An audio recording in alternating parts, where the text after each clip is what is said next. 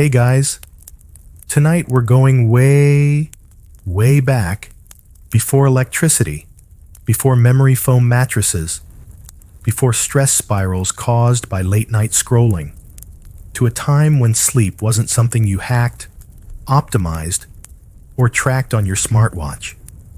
You're in a one-room house made of timber and wattle, nestled in a medieval village where the streets are dark, the stars are out, and the smell of wood smoke clings to everything like a favorite blanket. You hear the gentle crackle of the hearth, the creak of the rafters, and somewhere outside, the low moo of a cow complaining about who knows what. And yes, spoiler alert, you probably wouldn't survive this. There's no heating. Your diet is mostly porridge. And the concept of privacy hasn't quite been invented. But here's the twist. You're about to have the coziest sleep of your life. So, before you get comfortable, take a moment to like the video and subscribe. But only if you genuinely enjoy what I do here. Let me know in the comments where you're listening from and what time it is. I love hearing about nighttime routines from all around the world. Now, dim the lights. Maybe turn on a fan for that soft background hum, and let's ease into tonight's journey together. You rub your hands together by the hearth, watching the flames dance behind blackened iron. It's not just decoration. That fire is your heating system, your stove, your light source, and, occasionally, your bug repellent. There's no central heating, no insulation, and certainly no smart thermostat. The medieval winter night outside could freeze spit mid-air, and your little cottage is doing its best to pretend it's not just a glorified barn. Still, there's a warmth to it, literally and figuratively. The fire might smoke a bit, and yes, sometimes birds nest in the chimney, but it's the heart of your home. At bedtime, you bank the fire, pulling coals into a tight mound so it'll still be smoldering come morning. You wrap a hot brick or a heated stone in cloth and tuck it under your feet. Medieval hot water bottle. Check.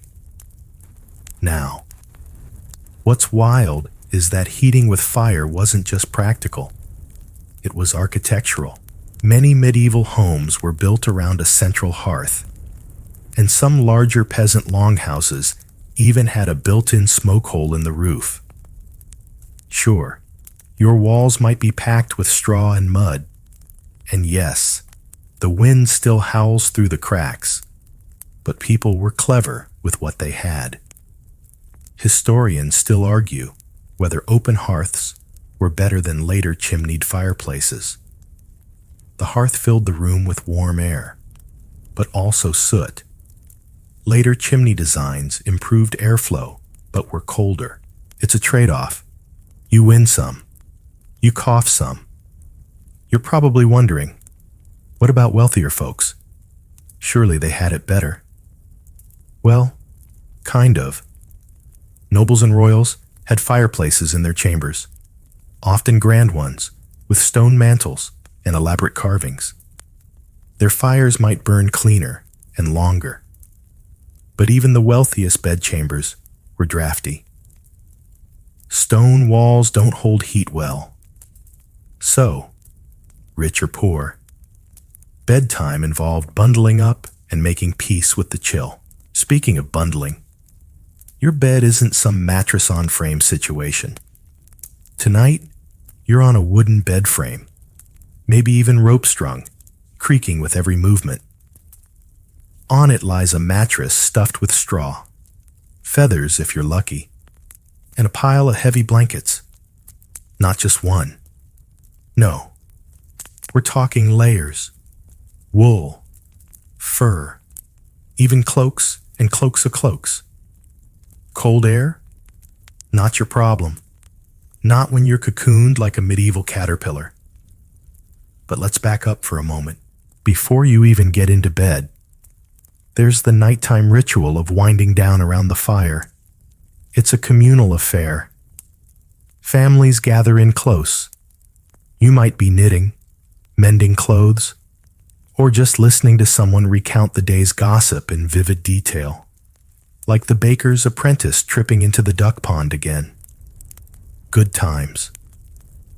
And while everyone's winding down, the fire keeps things gentle. The orange glow is soft, flickering. No harsh blue light. No dopamine-frying phone screens, just flames, shadows, and that deeply human sense of winding toward rest. As the embers dim, you feel your eyelids go heavy.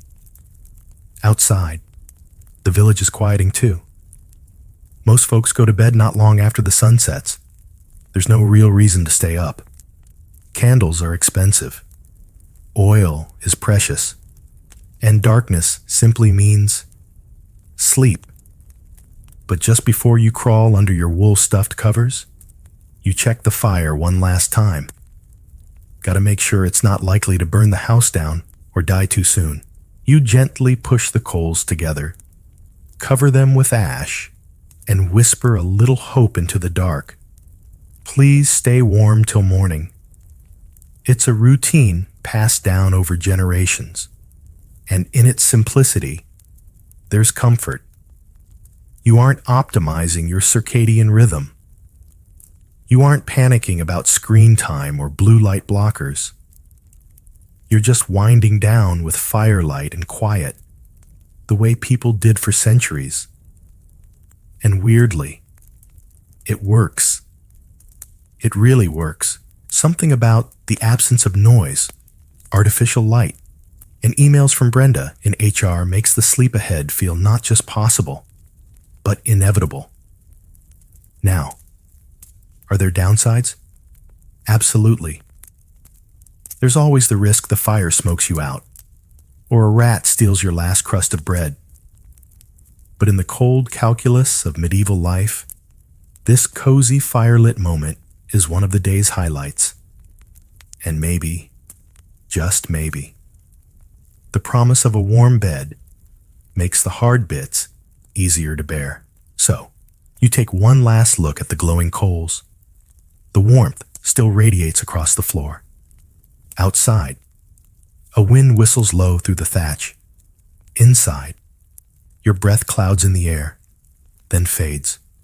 You're tired, and tomorrow promises more work. Tilling, spinning, hammering. But that's a problem for your morning self. Right now, it's just you, your bed, and the slow lull of a fire saying, rest. You've done enough. You shuffle over to your sleeping spot, the floorboards, or maybe packed earth, creaking beneath your feet. As you reach your humble bed, it creaks back at you, groaning like an old friend who's seen too much. Welcome to the bedtime luxury suite of the medieval world, where the mattress might be a sack stuffed with straw, wool, feathers, or, if you're particularly down on your luck, dried moss and itchy hay. And it's glorious, or at least it gets the job done. If you're living in a modest household, your sleeping place might be little more than a pile of straw tucked in the corner, lined with rags and perhaps a borrowed sheepskin. This is the tick, a cloth bag filled with whatever stuffing you could afford or forage. Over time, the straw gets flat, itchy, and suspiciously crunchy. But hey, it's yours.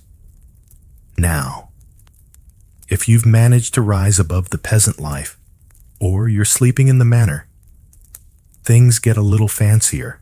You might find yourself collapsing into a proper wooden bed frame with ropes crisscrossed underneath to support your mattress. Hence the phrase, sleep tight. As in, you better tighten those ropes unless you want to sag like a sleeping banana. The mattress might be filled with goose feathers, And if you're royalty, swan down. That's right, swan. Because of course swans aren't just for dramatic lakeside posing. Their feathers make beds fluffier. And their ownership screams, I own land and you don't. Above you, a canopy of heavy curtains, not decorative, practical. These weren't just to show off your taste in medieval tapestries. They held in warmth, in larger, drafty stone homes. A canopy bed was basically a tent within a castle. You close the curtains, and suddenly, you've got a microclimate, one where your breath doesn't instantly freeze. But here's the fun bit. Even in wealthy homes, beds weren't just for one. Sure, the lord and lady got their own, but servants often bunked at the foot of the bed, or just nearby. In some cases, guests would share the same mattress, not in a binge-watch Netflix and gossip kind of way, but more like, well, this is the only soft surface available, so budge over. Historians still argue whether this communal approach to sleeping was born out of necessity or custom. Was it about saving space and heat, or just a lack of concern for personal boundaries as we define them today? Probably both. Either way, medieval people didn't bat an eye at sharing a bed with friends, servants, or even strangers if the tavern was full and the ale had been flowing. And let's not forget the importance of the bed chest. Before wardrobes were a thing, people stored their spare linens and blankets in these large wooden trunks at the foot of the bed. They also doubled as benches, stepping stools, and, on especially cold nights, places where the family dog curled up and snored softly through the dark. One quirky detail many overlook is the bed rake. This was a long-handled tool used to smooth and fluff up the straw or feathers before climbing in. Picture a rake, but for bedtime. You'd use it to even out the lumps or chase off any unwanted insects. Bonus points if you caught the neighborhood ferret making itself at home in your mattress again. Some beds even came with a warming pan, essentially a metal dish filled with hot coals, which you'd run under the covers before getting in. It was all very cozy until someone forgot to remove it and accidentally started the world's most awkward bedroom fire. History. It's worth noting that kids often didn't get their own beds. Most children slept bundled up on the floor near their parents or siblings, curled like dormice under patched-up quilts. And in many households, people didn't sleep in bedrooms as we know them. The bed was just part of the room, one multi-purpose living space for cooking, working, and resting. So, yes, you could technically stir porridge without getting out of bed. By now, you've climbed in, pulled the covers over your nose, and tucked your feet in like a seasoned professional. You can smell the wool, the earthy tang of straw, and maybe a hint of whatever herb bundle your family stashes under the mattress to ward off moths and misfortune. Lavender, rosemary, saint, John's wort, take your pick. Everyone had their favorite. You sigh, nestling deeper. The bed creaks softly as it shifts under your weight. You wiggle until your legs hit a warm spot, probably where the hot brick's still doing its thing. A contented groan escapes you. Not bad for a time without memory foam. Oh, and don't expect to lie there in your pajamas. Night clothes were a luxury, or a legend. Many folks slept in their shifts, a kind of long undertunic, or in whatever they were wearing earlier. Some just stripped down to the bare essentials. There's even a medieval anecdote of someone being startled awake jumping out of bed, and accidentally greeting visitors in their birthday suit. Oops. And speaking of layers, remember those thick woolen covers? Some families used animal skins, heavy, warm, and probably still smelling faintly of goat. But it worked. Modern studies suggest that people in the Middle Ages actually got deeper, more restorative sleep than many of us today. Fewer artificial lights, fewer distractions, and an exhausting day of physical labor meant your body basically demanded sleep. One 13th century monk wrote that sleep was a small death that refreshes. And honestly, that feels about right. The world outside is quieting. The hearth is flickering low. Your eyelids get heavier. And your bed, even with all its lumpy, hay-filled flaws, feels like a haven. You tug the blanket up to your chin, breathe out into the cool air, and listen to the soft rustle of someone else in the room turning over in their own tick-filled bedroll. You're warm. You're wrapped up. And for the first time all day, you don't have to do anything at all. Just when you think you finally drifted off for the night, your eyes flutter open, not because of a nightmare, or a cat jumping on your face, or even the occasional draft sneaking through a poorly chinked wall. No, you're wide awake because it's time. Welcome to the curious phenomenon of segmented sleep. You see, unlike the modern idea of one long, uninterrupted 8-hour sleep block, medieval folks often split their nights in two. They had what's called a first sleep and a second sleep, with a wakeful period of an hour or so in between. And here's the twist. It wasn't a problem.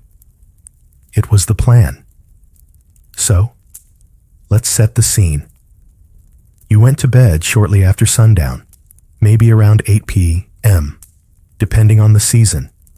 You slept deeply, dreamlessly, wrapped in the warmth of wool and the slight crackle of cooling embers.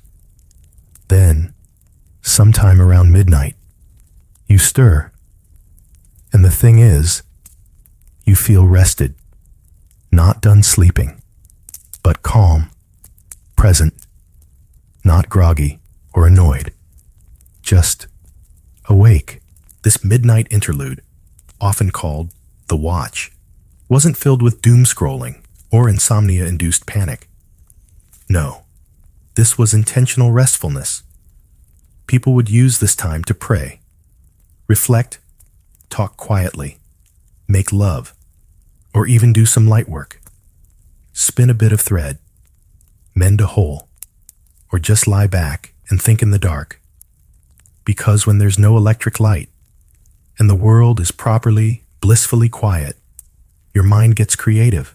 In fact, one 15th century medical text even recommends this period as the best time for conception. Just a fun medieval PSA. And if that's not your vibe, maybe you're contemplating your dreams instead. In an age where dreams were seen as messages, warnings, or whispers from beyond, this mid-sleep moment became a natural space to ponder what your subconscious might be trying to say, or at least whether that talking goose meant anything serious. Historians still argue whether this sleep pattern was universal or regional.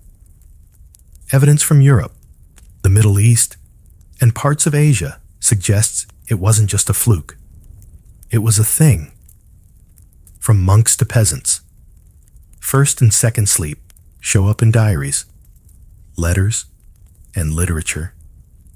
Even court records mention people being awake in the middle of the night, and nobody seemed surprised. So what did you do during the wakeful hour? Well, if you were devout, you prayed. This was prime time for devotions and whispered psalms. If you were practical, maybe you added more wood to the fire or checked on the baby. And if you were just plain bored, you talked Whispered conversations across shared straw beds were the medieval equivalent of Wusran Waneki. Heart to hearts, you talked about the crops, about God, about that one cow who gives everyone side-eye. Anything. Some even took a short stroll around the house, or, if it wasn't snowing sideways, outside. Imagine standing barefoot on cold packed dirt, wrapped in a blanket, gazing up at a night sky free from light pollution. It's a darkness so complete, so velvet thick, that the stars practically hum. Then, almost like clockwork, your body tells you, okay, good talk, back to sleep. And just like that, it's time for your second sleep. This stretch would usually last until just before dawn. No alarm clocks, just the natural rhythm of light creeping back into the world, and a rooster doing its best rock concert impression outside your window. Or, more accurately, the open hole in the wall where a window should be. By the time the sun rises, you've had 2 solid chunks of sleep and a reflective break in the middle. Sounds weirdly healthy, doesn't it? Modern scientists think so too. Recent sleep studies suggest that our bodies naturally lean toward biphasic sleep if we remove artificial light and distractions. Turns out, your ancestors weren't sleep-deprived zombies. They might have been onto something. This whole rhythm makes your nights feel longer, richer, not a blank, unconscious void, but a fluid series of moments. Sleep becomes less of a shutdown and more of a rhythm. Inhale, exhale, first sleep, second sleep. Even your dreams fit the tempo. The ones from your first sleep are heavier, more intense. The second set, softer, stranger, more poetic. And if you're lucky, tonight's dreams don't involve demonic goats or runaway carts full of turnips. By now, your eyelids are drooping again. The embers from the fire are barely glowing, and the last hush of night is sliding across the floor like a tired ghost. You roll to your other side, tuck the scratchy wool under your chin, and drift off once more, gently, slowly, into the second sleep. You stretch slightly beneath the covers, half asleep, and already aware that the chill has crept back into your toes. It's still dark out, maybe just a glimmer of silver moonlight slipping through a crack in the shutters. But as your fingers reach down to fumble with the edge of your blanket, you notice something peculiar. Your hat is missing. Ah, yes, your nightcap. No, not the post-dinner drink, although a mug of mulled ale wouldn't hurt. We're talking about the medieval fashion statement that also served as essential survival gear, the long, soft, utterly ridiculous-looking sleeping cap. You pat around the straw mattress and finally find it bunched under your shoulder. You tug it back onto your head, feeling instantly more dignified, warm, too. You see, medieval houses were basically glorified wind tunnels. There was no insulation, no double glazing, and absolutely no guarantee that the draft wouldn't find its way right down the back of your neck in the dead of night. That's why people wore layers, and not just by day. Your nighttime outfit isn't sexy, it's strategic. If you're rich, you might have a purpose-made nightgown, perhaps even lined in fur for the deep winters. If you're anyone else, you're sleeping in your chemise, a long undertunic. Maybe your outer tunic too, a pair of rough woolen hose, and, of course, your fetching cap. The cap itself could be made from linen or wool, shaped like a soft cone or a floppy beanie. Some had long tails, not for decoration. They could be wrapped around your neck like a scarf, or used to tie the cap on tightly so it didn't end up, say, under your elbow again. And here's the fun bit. Everyone wore one, from peasants in lofts to nobles in curtained beds. Even babies had tiny sleep caps. It was like being part of a bedtime cult where warmth was the only dogma. Historians still argue whether this fashion was born purely of necessity or whether there were other layers. Status, piety, even modesty. After all, hair was often considered a private, even sensual, part of the body. Covering your head, even in sleep, may have been more than just practical. It could have been proper. You sit up a bit, adjusting the layers around your chest. Your blanket is a quilted thing, hand-stitched, probably patchworked from old tunics and leftover scraps. It's warm, heavy, slightly itchy, and deeply comforting. There's something primal about the way it holds you down, not in a smothering way, but like a firm hand saying stay. And if you're particularly lucky, you've got a sheepskin tucked beneath you, or even a fur pelt laid over the top.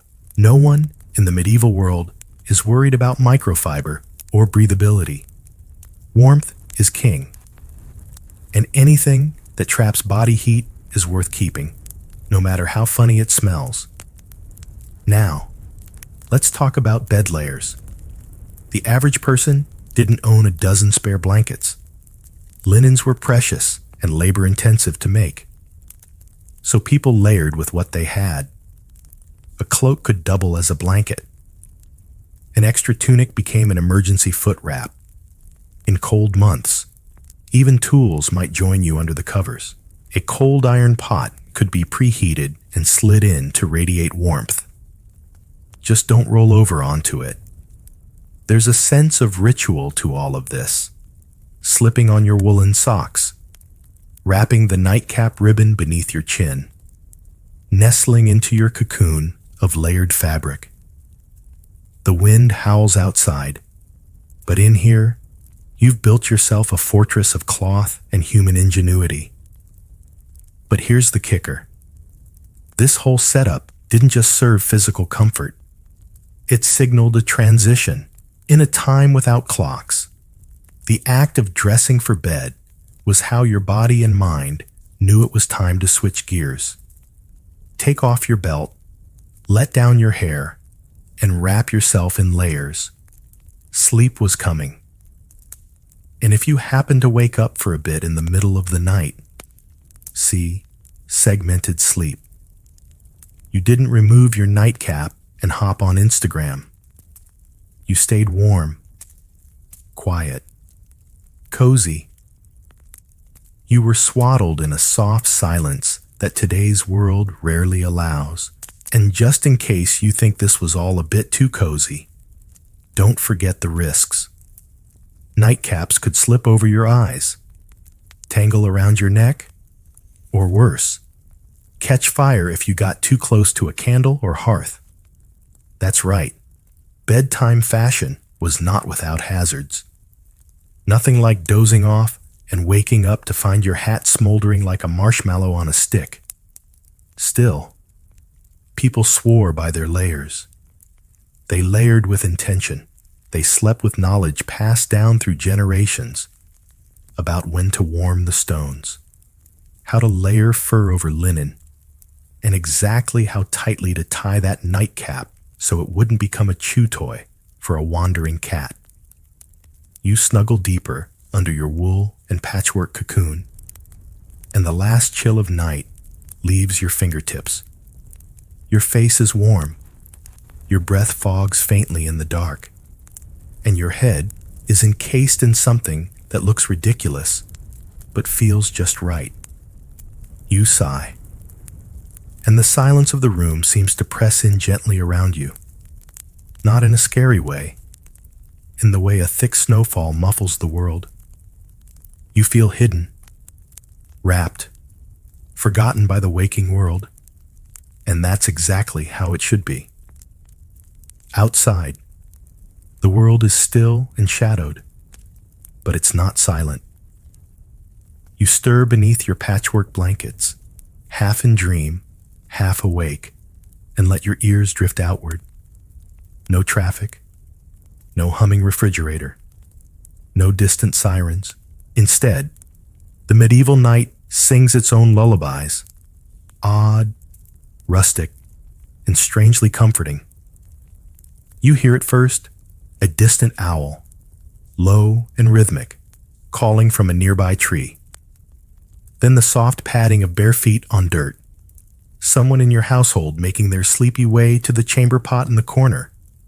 Or, if you're wealthier, maybe they're heading to a privy down the hall, torch in hand, muttering about the cold. Closer still, a dog barks once, then twice, sharply, as though insulted by something passing in the lane. Maybe a stray pig, maybe nothing at all. You sigh and pull the blanket over your head, but the sounds keep coming, not jarring, just there, like sleepy companions. The sounds of a medieval town at night weren't the deafening silence of wilderness, but a strange collage of soft, human noises and nature's murmurs. Somewhere in the distance, you can just make out the lilt of a drunk staggering home from the tavern, singing the same line of a ballad over and over again. His voice cracks, but he sounds happy. His boots scrape against cobblestones. A moment later, silence. And now, the quiet gurgle of water from a nearby stream or well, maybe even the faint creak of a mill wheel turning sluggishly in the dark. These were the background noises of medieval rest. Sleep wasn't silent. It was textured. Inside the house, your fellow sleepers make their presence known. Someone breathes heavily. Another snores like a congested bear. A child whimpers in a dream. You share space, sounds, and sleep. Historians still debate how restful communal sleeping actually was. Could anyone really get good rest with a full family, farmhands, and pets in the same room? But the evidence suggests they adapted and found peace in the presence of others. You shift, eyes still closed, and now you're aware of the fire's final exhale, the faint crackle of ash, the occasional pop of a cooling ember. It's no longer for heat. It's for companionship. That low flicker at the edge of your senses says, you're not alone. In the dark, that means everything. Occasionally, the bells ring. In most towns, church bells tolled on a schedule, marking hours, prayers, deaths, or emergencies. You might hear matins ring out from the abbey in the middle of the night, summoning monks for early devotion. The sound floats over rooftops, softened by fog, and drapes itself over your house like another blanket. And if you're in a bigger town, the sounds shift. Night watchmen pass by with rattling staffs and hushed footsteps, calling out the hour and a weather update. Midnight and fair, 2 of the clock, and all is well. It's part security, part bedtime story. You hear the rattle of iron keys, someone locking the city gates, sealing the town until dawn. Not that anyone's likely to come calling now. Except, of course, the rats. Ah, yes, rats. Your roommates, whether you like it or not. You hear the occasional skitter across the rafters, a little chew of teeth on wood, and maybe even the shuffle of a curious mouse exploring under your bed. In the medieval world, pests weren't just expected. They were background noise. You tuned them out the way you might now ignore a ticking clock. Maybe you toss and turn a little. Maybe you dream of quieter places. But something about these nighttime sounds is soothing. They mean life is continuing, even as you rest. Someone is walking home. A dog is guarding a gate. A monk is lighting a candle. The town breathes. Occasionally, there's a real ruckus. A barn catches fire, or a cow escapes and trots indignantly through the square. Maybe someone forgot to close the chicken coop, and now there's a midnight poultry rebellion. But these events, while loud, are rare. They become stories for tomorrow's breakfast, not interruptions for tonight's rest. You pull the covers up again, curling into the noise like it's a lullaby. Outside, the owl hoots once more, patient as ever. In the stable nearby, a horse shifts its weight, sighs loudly, and returns to sleep. You can almost smell the hay, damp and warm, drifting through the cracks in the wooden walls. A neighbor coughs. A child murmurs. The wind brushes against the roof like a passing ghost. Too polite to knock.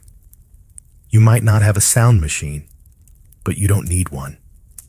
The medieval night provides, and in this tapestry of sighs, shuffles, snorts, and soft fireside crackles, you find your breath sinking to it all. Your heart slows. Your thoughts unspool. You're not just lying in bed. You're floating in a centuries-old rhythm of rest, immersed in the sleepy song of a world that knows how to settle down. Your eyes flutter open just a little. You're not quite awake, not quite asleep, but something smells delicious. You roll over and catch the faint aroma of spiced milk, sweetened with honey and maybe a whisper of nutmeg or ground almond. No, you're not dreaming. Someone in the household is heating up posset, the medieval version of a sleep aid, and possibly the coziest beverage history has to offer. Let's talk about medieval sleepy time snacks and potions. Because while they didn't have melatonin gummies or streaming playlists of ambient rain sounds, medieval folks took their pre-sleep routines seriously. And surprisingly, they were pretty good at it. Take posset, for example. It's a warm drink made from milk, curdled with ale or wine, thickened, and often mixed with spices or sugar if you could afford it.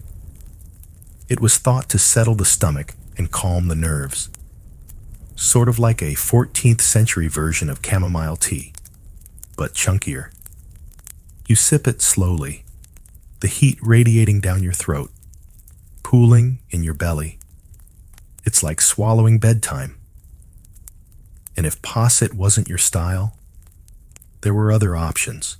Aliberry, a concoction of ale heated with sugar and spiced toast, was another popular choice. Medieval nutritionists, yes, they existed, and yes, they were mostly guessing, believed that food with warm, moist qualities encouraged sleep. So cold meat or fish? Bad idea. Warm milk, mulled wine, or porridge? Sleepy gold. Herbs played a role, too. A sprinkle of poppy seeds might find its way into your nightcap or cake. Just a touch. Mind you, enough to soothe, not to send you spiraling into the dream world of saints and dragons. Other go-to remedies included valerian root, hops, and lavender, often bundled into little sachets or brewed into tonics. The idea of putting lavender under your pillow isn't new. It's very, very old. Historians still debate the actual effectiveness of these mixtures. Were they truly sedatives, or just comforting rituals that tricked the mind into unwinding? Probably both. After all, a mug of anything warm will start the slow descent into drowsiness, especially when the rest of your life involves plowing fields or turning wool with your bare hands. And for those dealing with chronic insomnia, yes, even then, there were more intense options. Some medical texts from the Middle Ages recommend tinctures made from mandrake root or henbane, both highly potent and slightly terrifying herbs that could sedate a small horse. Use too much, and you might not wake up at all. Use just a touch, and you might just drift off while having a very weird dream about a knight with 3 heads. In wealthier homes, servants might be sent to prepare these concoctions on request. In humbler cottages, it was more DIY. You knew your grandmother's recipe for sleep bread, or the precise way to warm the milk without scorching the pan. And sometimes, it wasn't about food at all. It was about the act of preparing something. Ritual as medicine. The slow stir of a spoon, the careful folding of herbs, the scent of clove rising like steam. It all said, the day is done. Of course, not everyone could afford these luxuries. The poor did what they could. A crust of bread dipped in broth, a stolen apple, or just water, if that's all the cupboard offered. But even then, the body knew how to wind down after a hard day's work. And sometimes, the best sedative was sheer, bone-deep exhaustion. Still, some folks added an extra layer of protection before bed, not just for the body, but for the spirit. It wasn't unusual to whisper a bedtime prayer, especially in regions where Christianity reigned. Matthew, Mark, Luke, and John, bless the bed that I lie on. The words varied, but the intent was clear.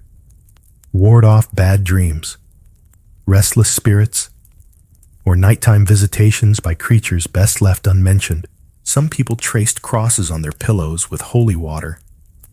Others placed iron nails or sprigs of protective herbs around their beds to fend off demons or elves. Yes, elves. Medieval folk didn't separate folklore from medicine. If you slept poorly, maybe you weren't cursed with anxiety. Maybe an elf sat on your chest. Obvious, really. There's even a curious tradition in some parts of Europe of placing a knife under the mattress, point facing outward, to ward off witches, because nothing says good night like a concealed blade under your bed.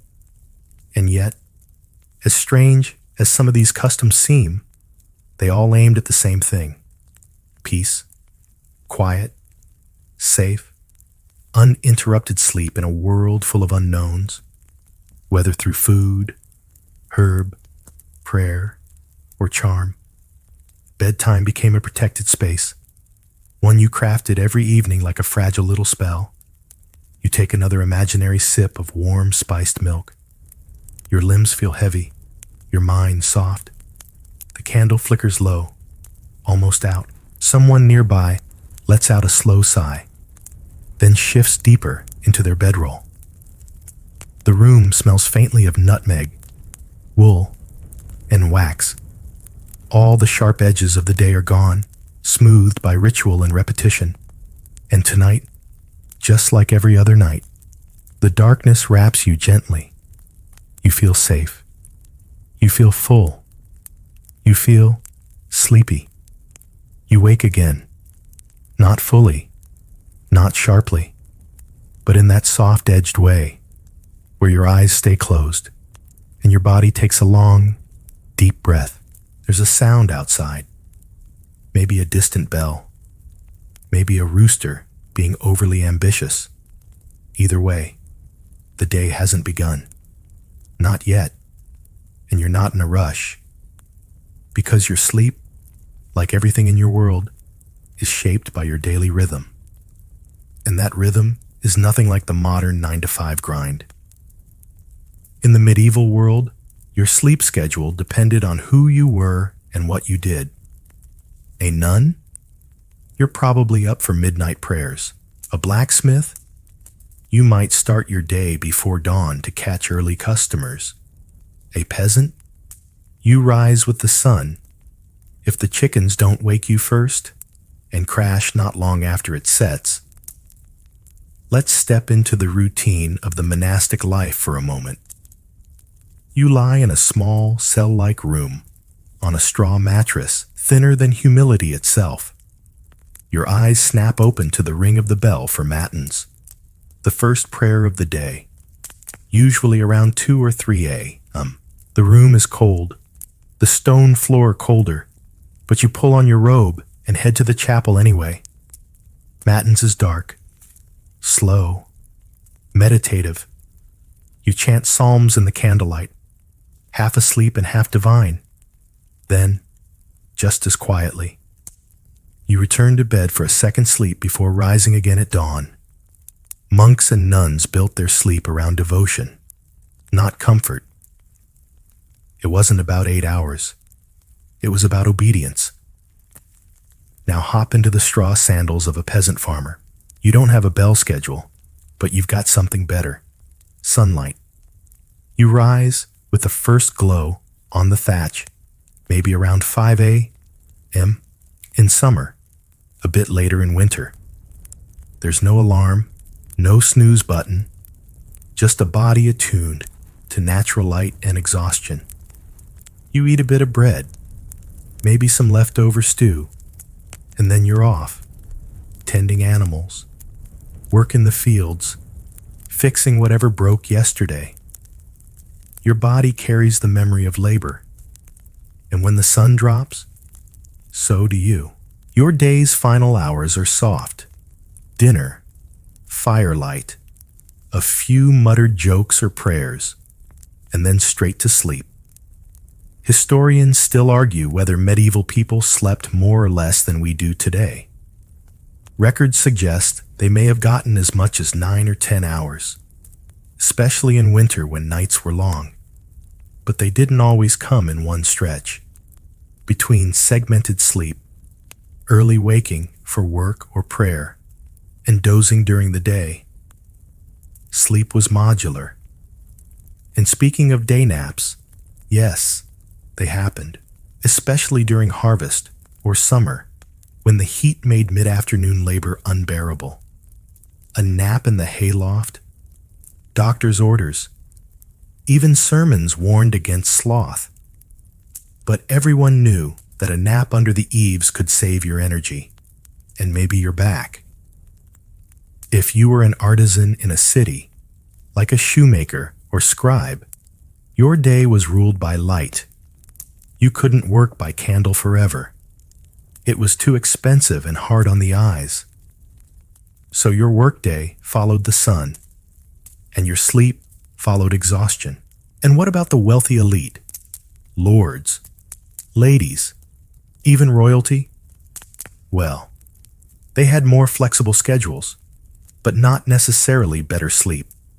They often stayed up later, entertaining guests, planning estates, writing long letters no one wanted to read. They might sleep in, but not luxuriously. Court life was loud, full of people, and hard to escape. Plus, their beds were shared with advisors, servants, or even visiting dignitaries, depending on the day. There's something ironic about it. The more important you were, the less peacefully you slept. Peasants, with their straw beds and aching limbs, often slept harder and longer than nobles fretting about diplomacy. And there's a kind of beauty in that rhythm. You weren't chasing productivity hacks or optimizing REM cycles. You were living by sun and season. Your body knew when to sleep and when to rise, without needing to be told. There were even dozing hours in the church calendar, times when priests knew congregants might nod off. Afternoon sermons, especially in summer, were notorious for testing the limits of eyelid endurance.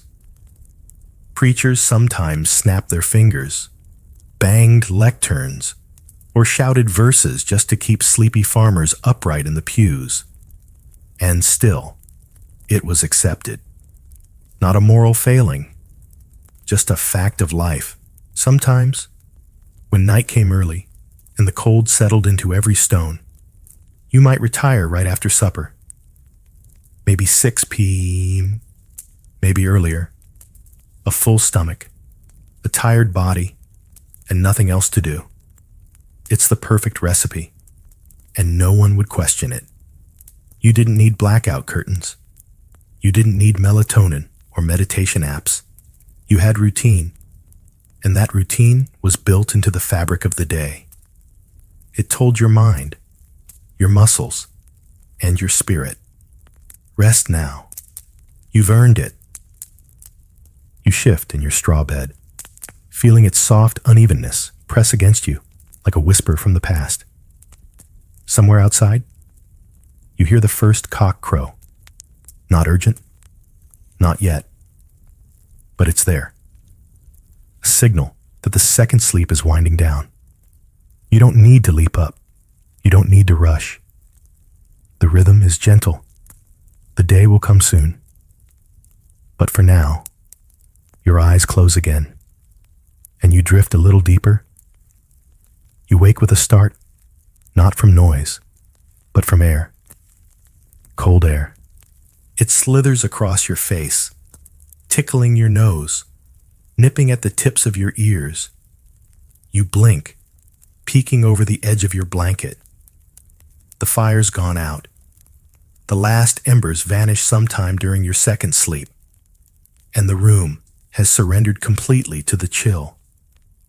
This, you realize, is what it means to sleep with a view and a draft. You glance up at the wooden shutters meant to guard the window. Window, in this case, is generous. It's a square hole in the wall, covered with wooden panels that close. Kind of. Gaps peek through. One slat tilts ever so slightly, letting in the faintest trickle of pre-dawn light, and the wind with it. You're not alone in this. Most medieval homes had windows, but few had glass. If you were lucky, and very rich, you might have tiny panes made from horn or expensive imported glass. But for most people, you had shutters. And those shutters had one job, sort of keeping the weather out. They were clunky, ill-fitting, and let in everything from cold air to rain to wandering insects with dreams of warmth. But they also let in light. So if you needed to wake up naturally, a crooked shutter was your best alarm clock. You rub your arms under the covers, deciding whether you're brave enough to get up yet. Probably not. So you sink deeper, letting your mind wander. It's strange, isn't it? Sleeping in a room so open to the elements. You can hear the wind brushing the outside walls, maybe even feel it whistling between the floorboards or through the thatch above. There's no seal, no bubble. You're inside, but barely. And yet, somehow, you feel safe. The house groans and shifts around you like a ship in the dark, but you're warm beneath your mountain of wool and fur and linen. The medieval bed, for all its lumps, knows how to hold you. Historians still argue how effective medieval homes were at keeping out the elements. Some say the insulation was so poor that indoor temperatures barely rose above freezing in winter. Others point to clever use of materials, wattle and daub, straw roofs, layered rushes on the floor, as surprisingly effective at conserving heat. The truth is probably somewhere in between. What we know for sure is that people slept close to nature. You could hear the weather, smell it. The air inside your house changed with the seasons. In summer, it carried the scent of ripe fruit and hot earth. In winter, It smelled of wood smoke, damp wool, and ice. And sometimes, when the moon was full and the clouds stayed away, you could lie in bed and see stars through the cracks in your roof. Not metaphorically, literally. Some homes had holes in the thatch, whether by design or wear, and the light from the night sky would drift in like quiet company. Imagine falling asleep while watching constellations slowly wheel above you. No telescope, no city glow, just you and the sky. Of course, this kind of rustic sleep had its hazards. Rain might drip through. Snow might find its way in during a storm. Birds nesting in the rafters might decide to express their opinions on your bedding arrangements. There's even a famous medieval anecdote about a farmer who kept waking up soaked, not from bad dreams, but because a weasel had chewed a hole in his roof and rainwater dripped straight onto his face. Still, people adapted. You might hang cloth over the shutter gaps, place rush mats against the wind, stuff spare wool or straw into the corners to keep the worst of the cold at bay.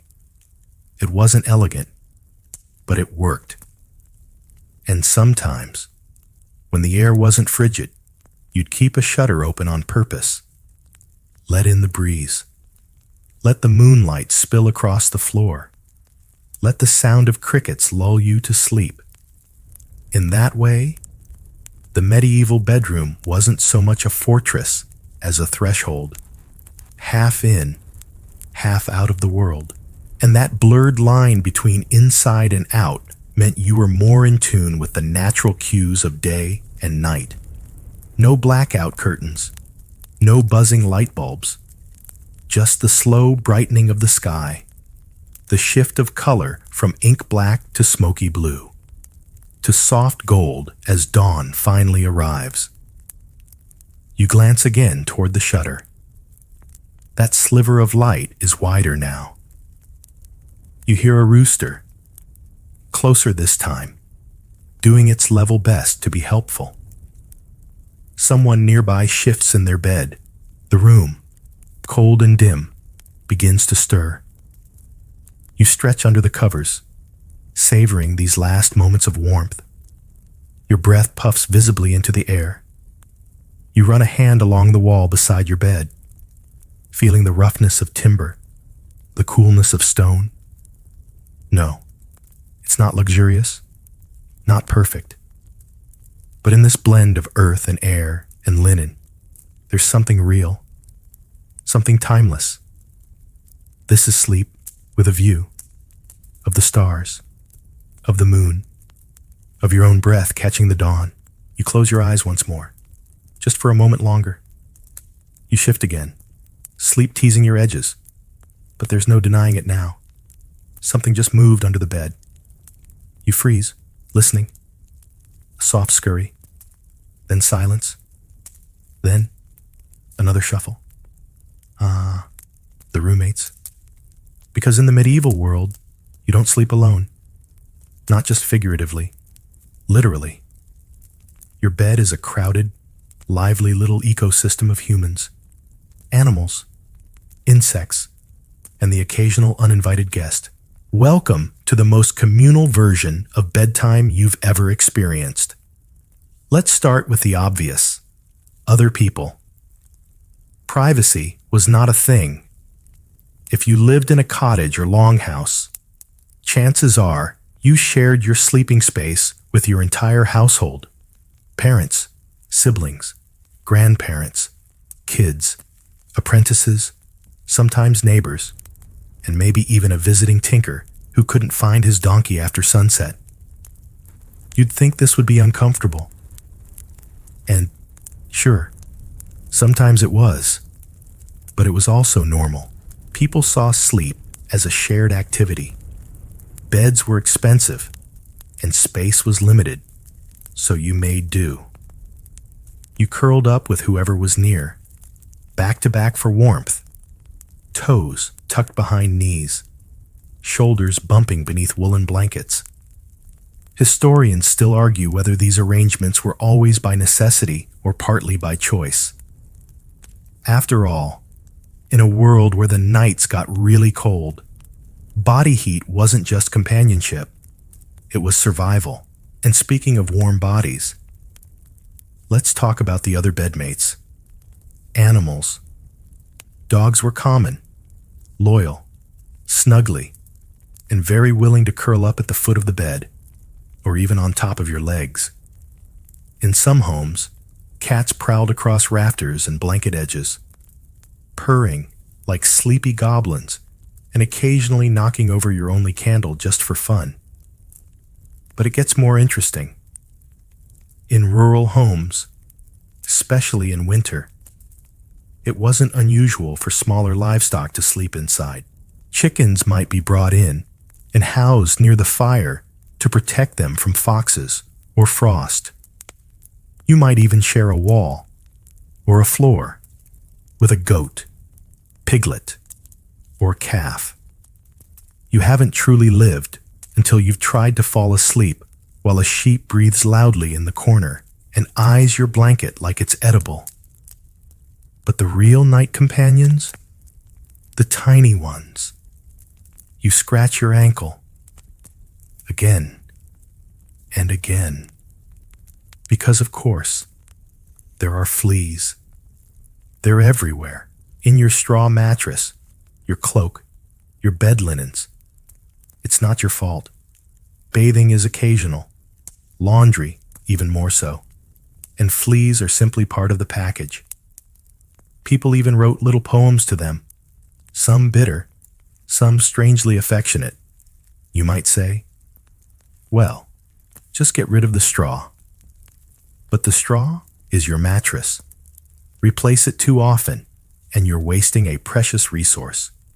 Leave it too long, and it becomes a tiny kingdom for the itching aristocracy. Lice, bed bugs, and mites also make appearances. Some people burned herbs to repel them. Others slept with netting over their faces or rubbed garlic and vinegar onto their skin as deterrents. And some just lived with it, shrugged, scratched, slept anyway. It sounds unpleasant, and it was, but it also meant that your standards for comfort were different. Fleas didn't keep you up unless they were staging a full-on parade, and since everyone else had them too, there was no shame, just mutual understanding and occasional scratching contests. One particularly quirky medieval remedy for fleas involved sleeping with a bundle of mint and marjoram under your pillow. Not because it worked, just because it made the biting smell nicer. And then there were the unseen companions, spirits, demons, fairies. If you believed the superstitions, and many did, your bed might be visited by more than just household creatures. Nightmares weren't just dreams. They were real. Beings that sat on your chest, whispered in your ears, or tangled your hair. To protect against these, people slept with iron under their pillows, or said prayers, or placed charms made of herbs and ash around the room. A tiny broom beside the bed was believed to confuse malevolent spirits. They'd be forced to count the bristles before attacking and would get bored halfway through. Sleepy math as self-defense. You stir, half dreaming, and feel someone's foot brush yours. Maybe a sibling, maybe a spouse, maybe the cat. You can't tell. It's warm. It stays. This closeness, this unavoidable physical reality of medieval sleep can feel claustrophobic, but it also feels safe. The darkness might hold unknowns, but here, under this roof, you're not alone. You're surrounded. You hear soft breathing. A child murmurs in a dream. Someone snores gently, rhythmically. The chicken? Silent now, perhaps even asleep. its beady little eyes closed in feathery calm. The room is alive in the way a forest is alive at night. Not noisy, not quiet, just breathing. Insects click. Wooden beams shift with temperature. A mouse scampers somewhere behind the cupboard. And you, curled up in a pile of human and animal warmth, beneath a canopy of sleep. Let go of the modern idea of solitude. There's no room for it here.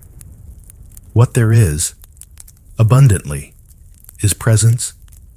You scratch once more, sigh, and smile. Then, blanket pulled tight, you close your eyes. Let the mice tiptoe. Let the fleas dance. This is your nest, and the night is long. It starts as a flicker, faint, strange, and not quite real. You're dreaming. You know you're dreaming because you're somewhere else. The room is the same, but the people are different. Or maybe they aren't people at all.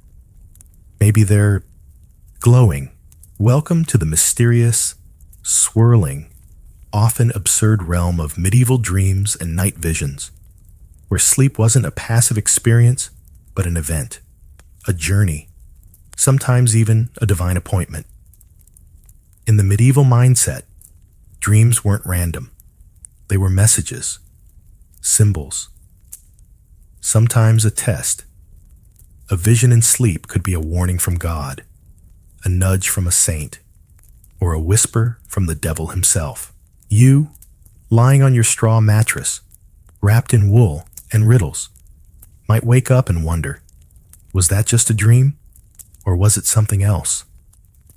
Take a common dream. You're flying, maybe over the sea. In the 21st century, you'd call that a subconscious metaphor. In the 14th century, it might mean your soul left your body during sleep. Not scary, just routine. Souls were believed to wander, and if yours didn't, well, maybe you weren't praying hard enough. You shift under the covers.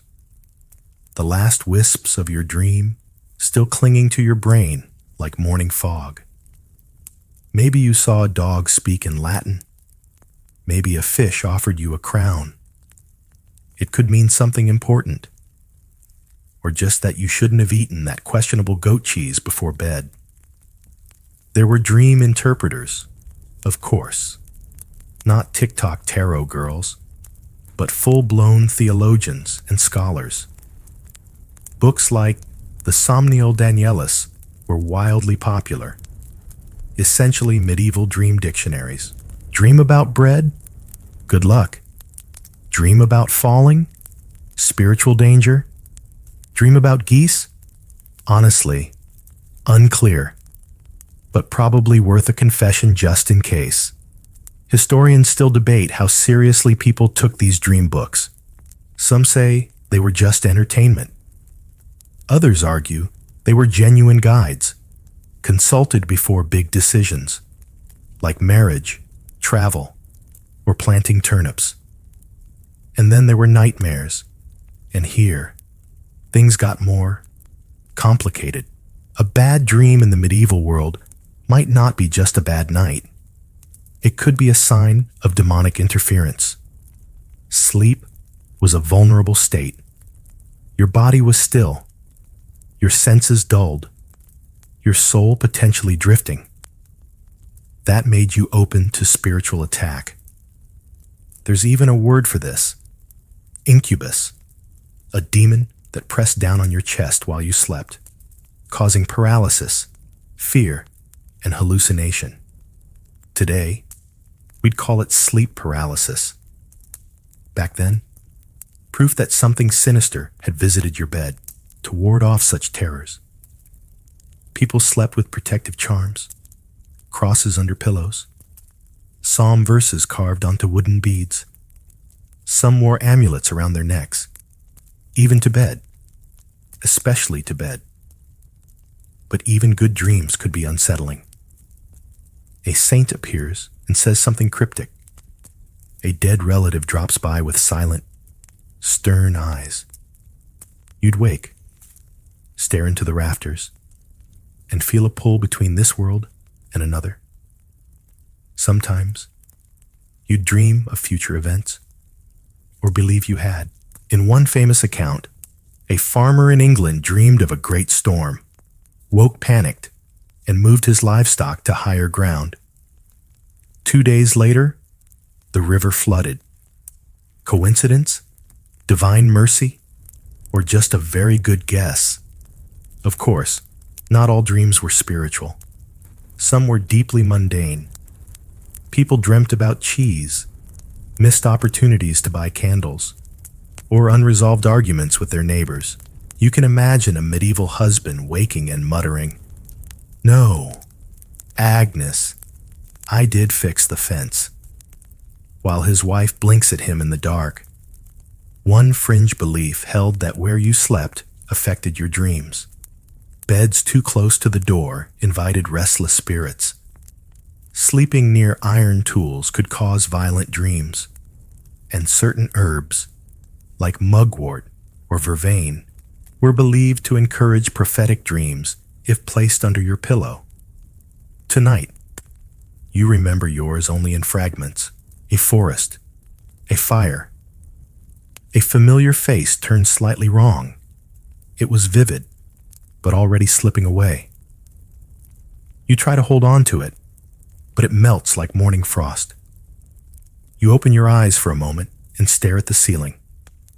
The beams above blackened with soot, the faint movement of moonlight dancing through shutter cracks. The dream fades. The cold returns, but the feeling stays. There's a kind of drowsy power in this in-between space. You're not fully awake, not fully gone.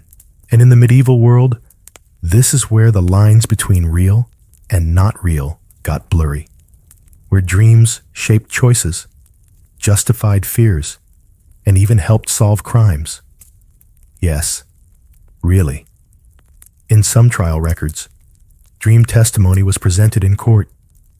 A man dreamed his stolen boots were buried under a pear tree. They checked. They were case closed. Is it real? Is it a trick? Or is it just that sleeping in a room with rats, chickens, fleas, questionable dairy, and no indoor plumbing does something weird to the mind? Whatever the case, your dream has passed, leaving only a lingering hum behind your ribs. You pull the blanket up to your chin again, tucking the edge around your shoulders like armor. Outside, the wind murmurs. Inside, the silence settles. And maybe, just maybe, that strange dream will return, curled in the corner of your second sleep, waiting. Someone stirs beside you. It's dark, warm, and still. But you feel the subtle shift of weight on the bed, fabric rustling, a soft sigh, the unmistakable whisper of someone turning toward you. No, this isn't the start of a scandalous romance novel. This is medieval pillow talk, and it's far more curious, practical, and occasionally political than you might expect. You see, in a world without living rooms, dens, phones, or private offices, the bed was the most intimate, secretive, and strategic place to speak your mind.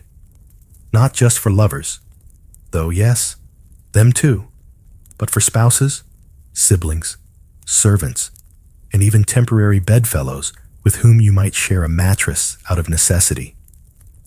Picture this: 2 people lying shoulder to shoulder under a heavy wool blanket, eyes fixed on the rafters, whispering about taxes, or crop yields, or how suspiciously that merchant in town has been acting. Maybe someone snuck out after dark last night. Maybe the Baron is sending new soldiers.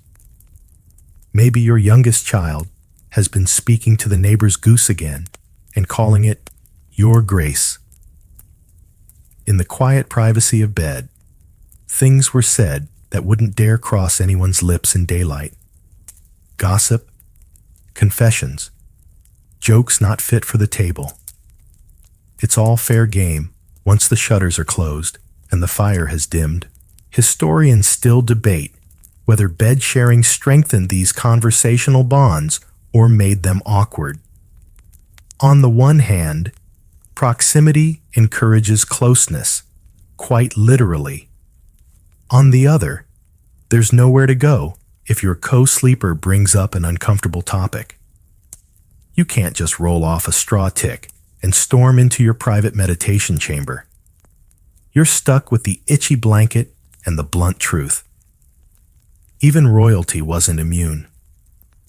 In fact, royal beds were often more public than private. Courtiers, attendants, and advisors might be present during dressing and undressing. But when the curtains were drawn, that's when the real conversations happened. There's an entire tradition of kings and queens consulting their closest confidants in bed. Not in some scandalous affair, but because the bedchamber was the only place they could speak without interruption. Behind those velvet drapes, treaties were debated, strategies whispered, and suspicions aired. One French queen was known for calling council meetings from her bed. Wrapped in furs, sipping broth, she'd discuss political marriages and territorial disputes, while half the court stood awkwardly at the foot of her mattress. And for the common folk, the same rules applied on a smaller scale. You might talk with your spouse about what to plant next season, or how the priest's sermon got oddly specific about coveting neighbors' oxen, or whether you can trust the new miller, the one with the strangely smooth hands for someone who supposedly lifts sacks of grain all day. The bed became the quiet zone of medieval domestic life, a place for secrets, speculations, even small plans. Sometimes a whispered complaint, sometimes a memory shared from years past, sometimes a confession. I dropped the last of the onions into the stew pot when no one was looking. It was me, and of course, for couples. The bed was also the space for intimacy, not just physically, but emotionally. With the distractions of the day behind you, the candle burned low, and all you had left was time and closeness. But it wasn't always romantic. Imagine you're sleeping head to toe with your older brother because there's only one bed. You've both been out in the fields all day, sore, sunburned, and very much not in the mood for deep conversation. Still, he turns and asks, "Did you hear about the new tax?" You groan. "It's the middle of the night. I'm just saying, if they raise it again, we might lose the pig." And there it is, a practical, frustrating, shared problem, whispered under a shared roof. Even children weren't excluded. Families often slept close together, and bedtime became a moment of oral tradition. Parents would tell stories, saints' lives, local legends, or terrifying moral parables that somehow always ended with someone being punished for stealing cheese. These bedtime tales weren't just entertainment. They were lessons, stitched into the fabric of family life. A child might grow up hearing the same story of a dreaming bishop or a magical rooster every night until it became part of their identity. And what about humor? Yes, medieval people joked in bed. In fact, some of the oldest surviving jokes in English involve nighttime mishaps, awkward bed sharing, or barnyard interruptions. Because nothing gets people giggling like a good fart under a shared blanket. One well-known tale from a medieval joke book features a friar trying to sleep next to a particularly noisy novice. After a few minutes of relentless snoring, the friar mutters, "If you don't stop, I'll exercise your nose." harsh, effective. So tonight, you lie back, listening to the breathing of the person beside you. Maybe it's your partner. Maybe it's your sibling. Maybe it's your apprentice who somehow managed to take up 3/4 of the bed despite being 5 feet tall and 14 years old. There's a kind of peace in it. You could speak or not. You could ask something silly or say nothing at all. The bed welcomes all of it. You smile faintly. Maybe you whisper something just to see if they're awake. They are. They mutter something about goose dreams and roll over. And just like that, the night continues. The straw rustles beneath you as you drift once more. Not into sleep this time, but into thought. Curious, wandering thought. What did other people dream of? Far beyond your village, beyond your language, beyond the stone walls and soot-darkened ceilings. Because not all of medieval sleep took place in drafty thatched cottages in northern Europe. Tonight, as your mind floats on the edge of sleep, we travel, not just through time, but through place. Because while sleep is universal, how people sleep is not. Let's start where the desert meets the stars, medieval North Africa and the Islamic world, where nighttime was an art, in cities like Fez, Damascus, or Baghdad. Nights could be warm, even stifling, and people adapted accordingly.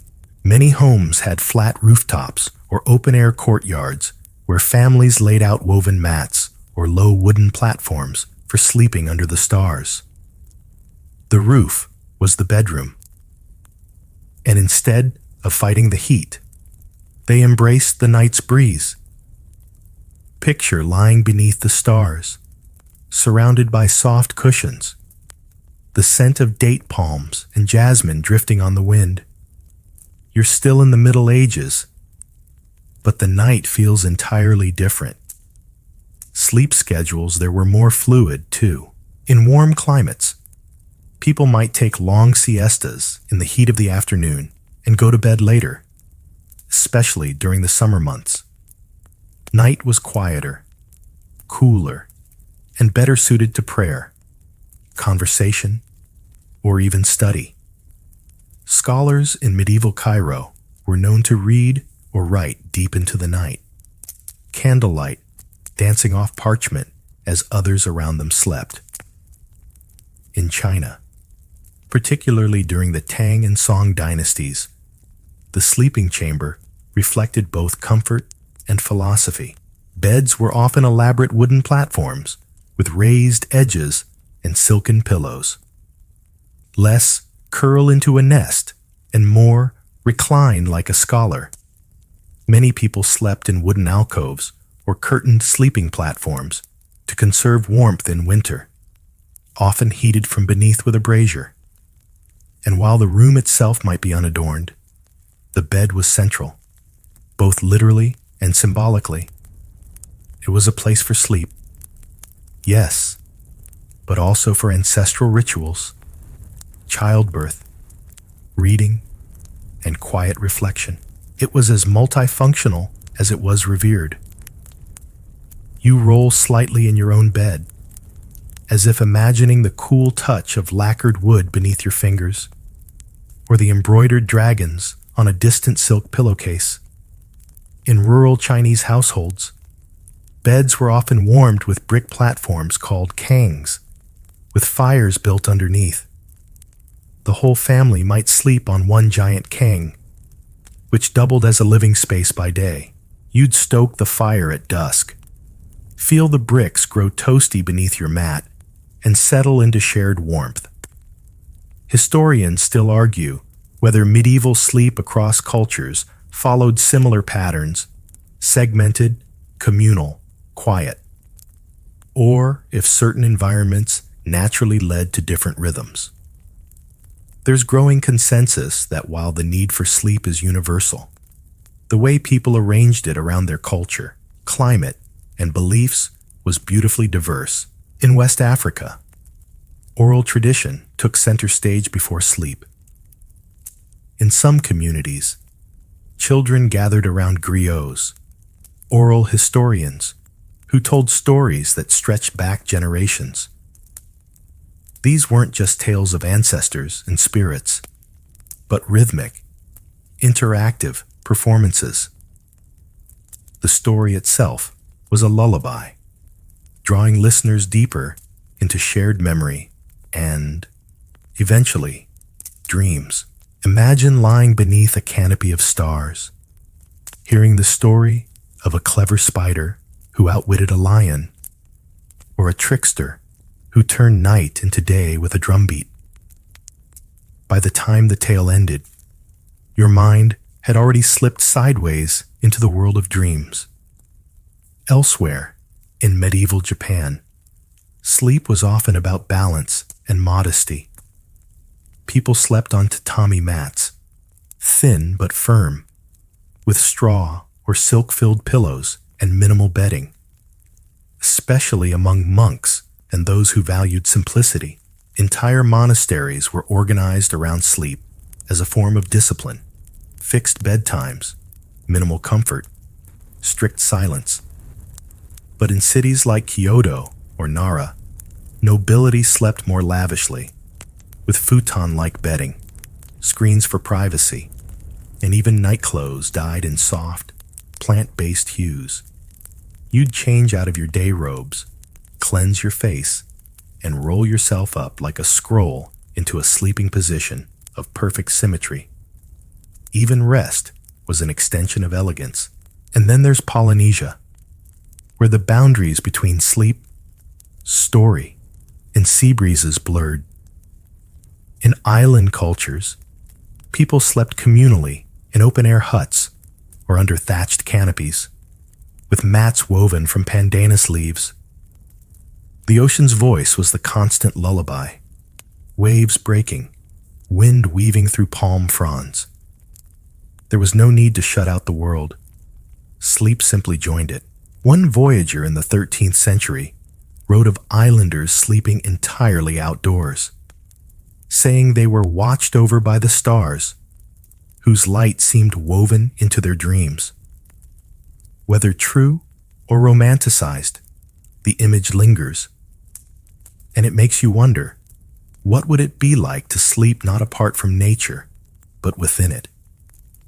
You return to your own straw tick, your woolen blanket, your medieval drafty walls, but now you feel linked, somehow, to all those others. The mat on the rooftop, the heated Kong beneath a family's feet, the prayer murmured into night air in Damascus, the story sung in rhythm with the tide. Your bed, for all its scratchy simplicity, is part of a much larger quilt, a global tradition of finding rest, of shaping night into something safe, soft, and meaningful. And so, wherever you are, curled on your side, or sprawled like a starfish, or carefully arranged like a monk, know that tonight you sleep in the company of 1,000 cultures. You've barely opened your eyes when you hear it, the dreaded morning bell. A low, resonant clang rolling across the rooftops like a slow tidal wave of obligation. It's not quite dawn yet. There's only a thread of pale light in the sky. But the bell doesn't care. The bell has a moral agenda, and it wants you up. Because here in the medieval world, sleep isn't just physical, it's spiritual. And according to the church, too much of it is, well, sinful. Sloth, one of the 7 deadly sins, right there beside wrath, pride, and envy. Just sleeping in a little too long could land you in the same moral category as someone committing full-blown heresy. And unlike wrath, sloth didn't require much effort, just warmth, comfort, and the refusal to get out of bed when the rooster shouted your name. You pull the blanket a little higher. Maybe they won't notice if you pretend to be asleep.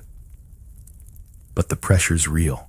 In sermons and scriptures, sleep is often compared to death, a waste of time, a temptation of the flesh.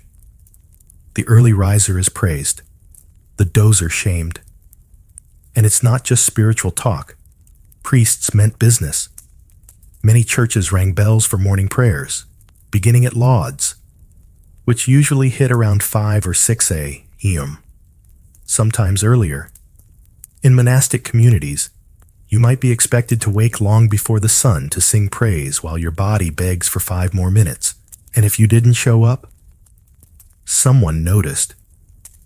Someone always noticed. Historians still debate how strictly these wake-up routines were enforced. Did everyone really get up for every lauds bell?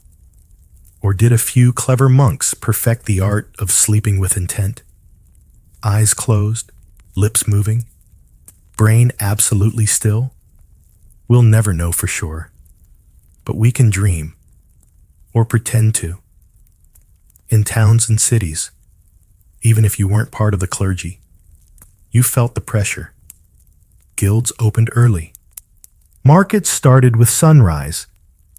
Bakers had to light their ovens while the stars were still out. And don't even get started on millers. They were practically nocturnal. There are records of people being publicly shamed for sleeping late. Literal punishments. One town in Germany allegedly had a sluggard's bell, rung by the town crier if someone was found still abed after sunrise. Was it true? Hard to say. But the fear? Very real. Even literature got in on the guilt game. There's an old proverb from the 14th century. The devil finds work for idle hands, and slumber invites sin. Harsh, but effective. You'd lie in bed and feel watched. By saints, by your neighbor, by that one judgmental goose from down the lane. And it wasn't just about laziness. Sleep was also seen as a battleground between body and soul. Too much indulgence, and you were surrendering to the flesh. Too little, and you risked madness.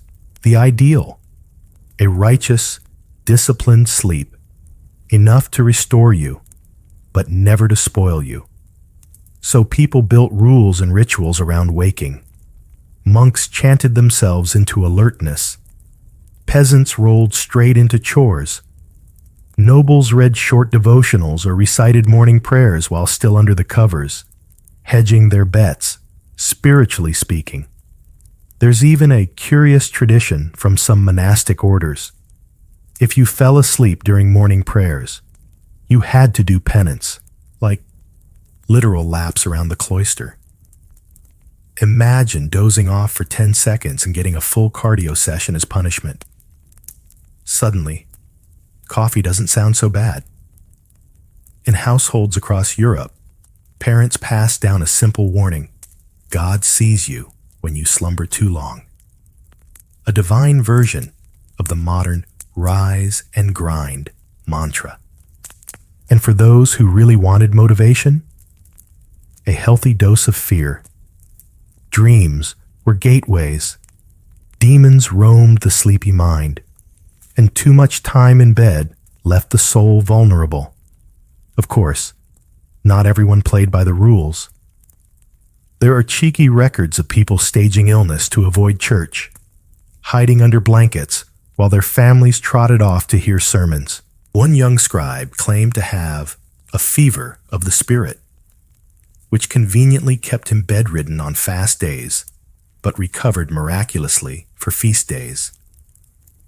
And there were rebels, quiet ones, who simply slept in when they could, who missed the bell, who chose dreams over duties, softness over sanctity, not because they were evil, just tired.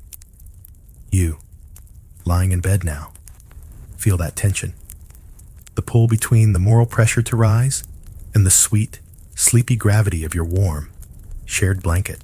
The dawn has not yet broken fully, and already the world demands your energy. But here's the twist. Despite all the sermons, all the scolding, all the anxious bells, people still found moments to rest.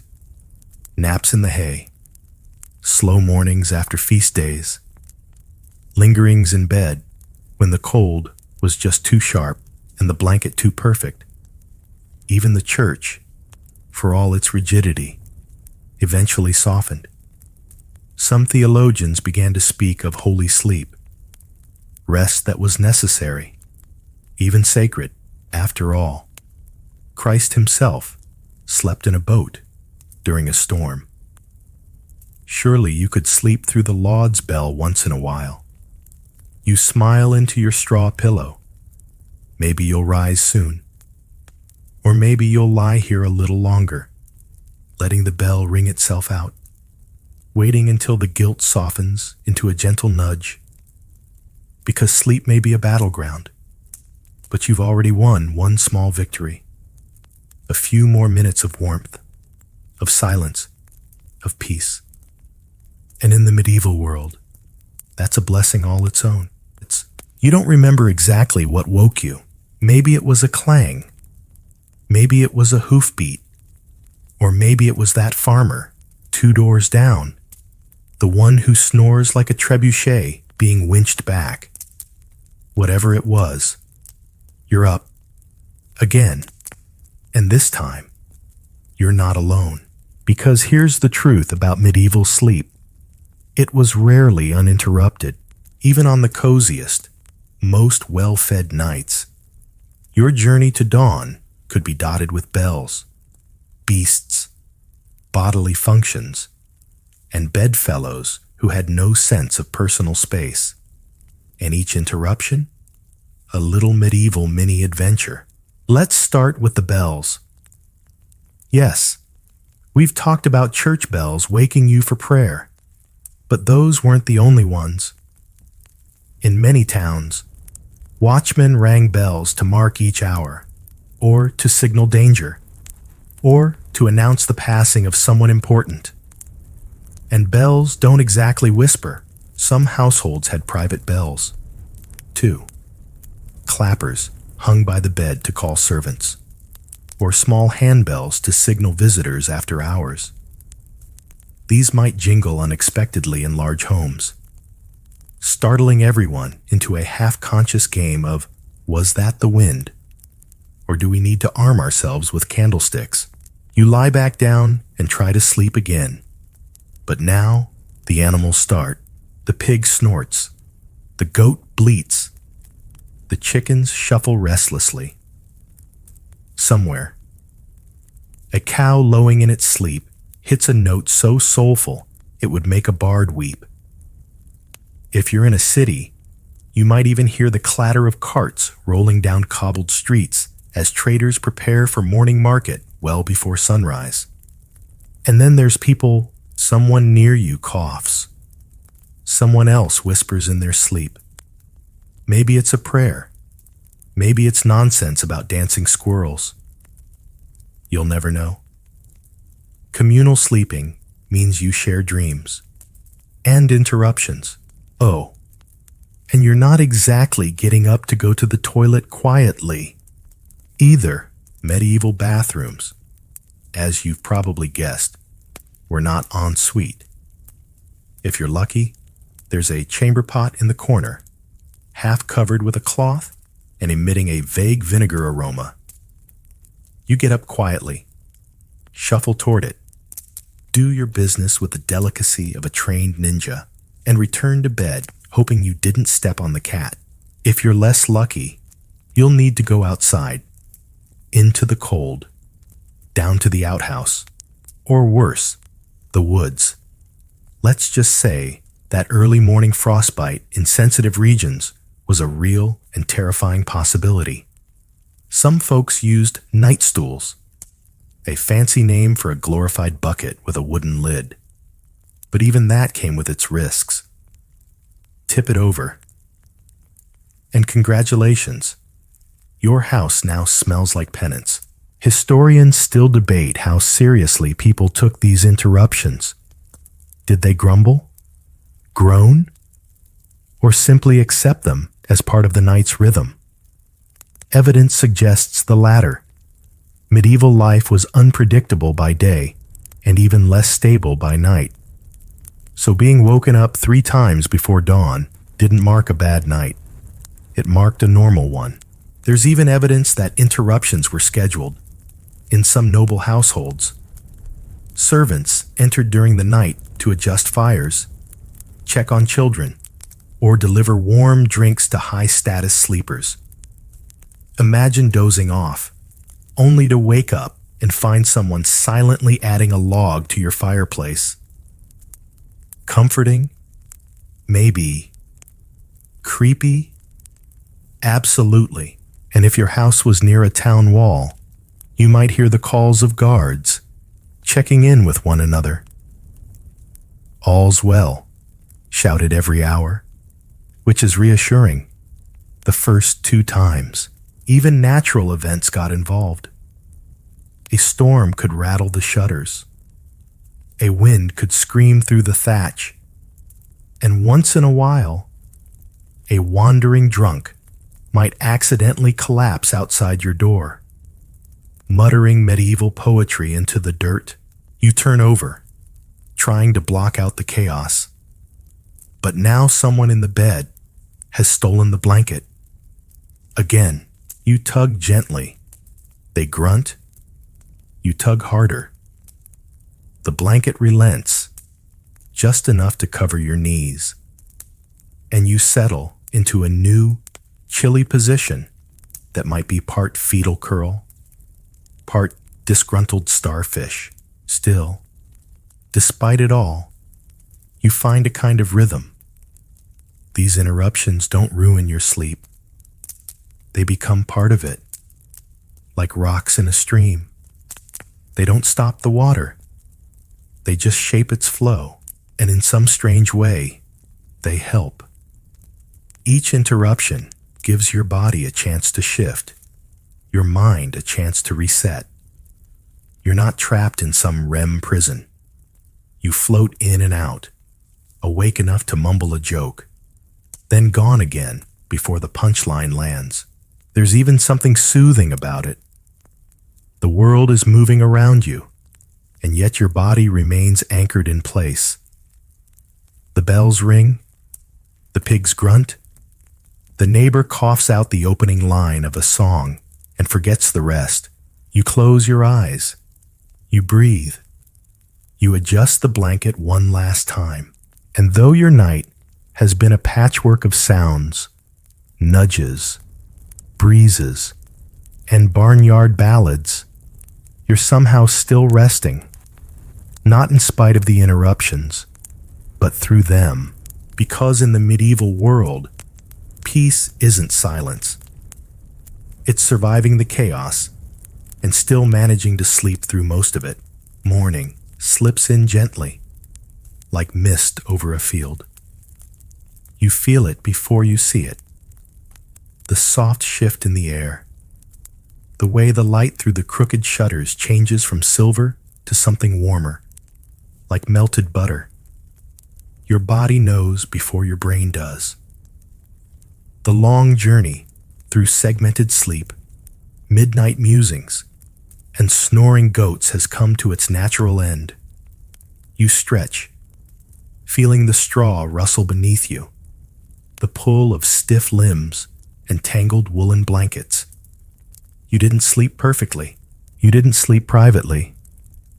But you slept. And here's the strangest part. You feel good. Not just physically, though that's part of it. The warmth lingering in your chest, the way your spine slowly unwinds as you sit up, the surprising lack of ache in your neck despite the pillow being, technically, a bag of ancient feathers held together by stubborn optimism. No, you feel good in a deep, structural way, like your soul has been kneaded gently by time itself. Your thoughts are slow, quiet. You don't want to check anything. You don't want to race into the day. You just want to sit here, wrapped in your cloak, with the taste of dreams still soft on your tongue. Because, and this might surprise you, medieval people might have actually slept better than we do now. Let's review, shall we? You had no blue light, no pings, no notifications. Your room was dark, truly dark, the kind of darkness you can't get in the modern world without blackout curtains and 5 arguments with your electrician. You followed the rhythms of the sun, your body gradually winding down with the fading light, not jolted from task to task until midnight. And when you woke in the middle of the night, because segmented sleep is natural, you didn't panic or reach for your phone. You just existed, talked softly, thought a while, drank warm spiced milk, and then returned to sleep like it was the most normal thing in the world. You shared space. You shared warmth. Sure, someone stole the blanket. Sure, there were fleas. But you weren't alone. You had company. People to murmur to. Breathing to sink your own to. And yes, maybe a sheep in the corner judging you silently. But that's still better than anxiety at 3 a.m. Historians still argue about the quality of medieval sleep, whether these patterns were healthier or just different. But modern science is catching up. Evidence shows that natural light cycles, lowered nighttime stimulation, and communal sleep all contribute to more restorative, balanced rest. We've traded wool and whispers for memory foam and isolation. And maybe we're more comfortable. But are we really more rested? In the medieval world, sleep wasn't a thing to be optimized. It wasn't tracked or biohacked or weighted with guilt. It just was. A part of life. Like rain. Like bread.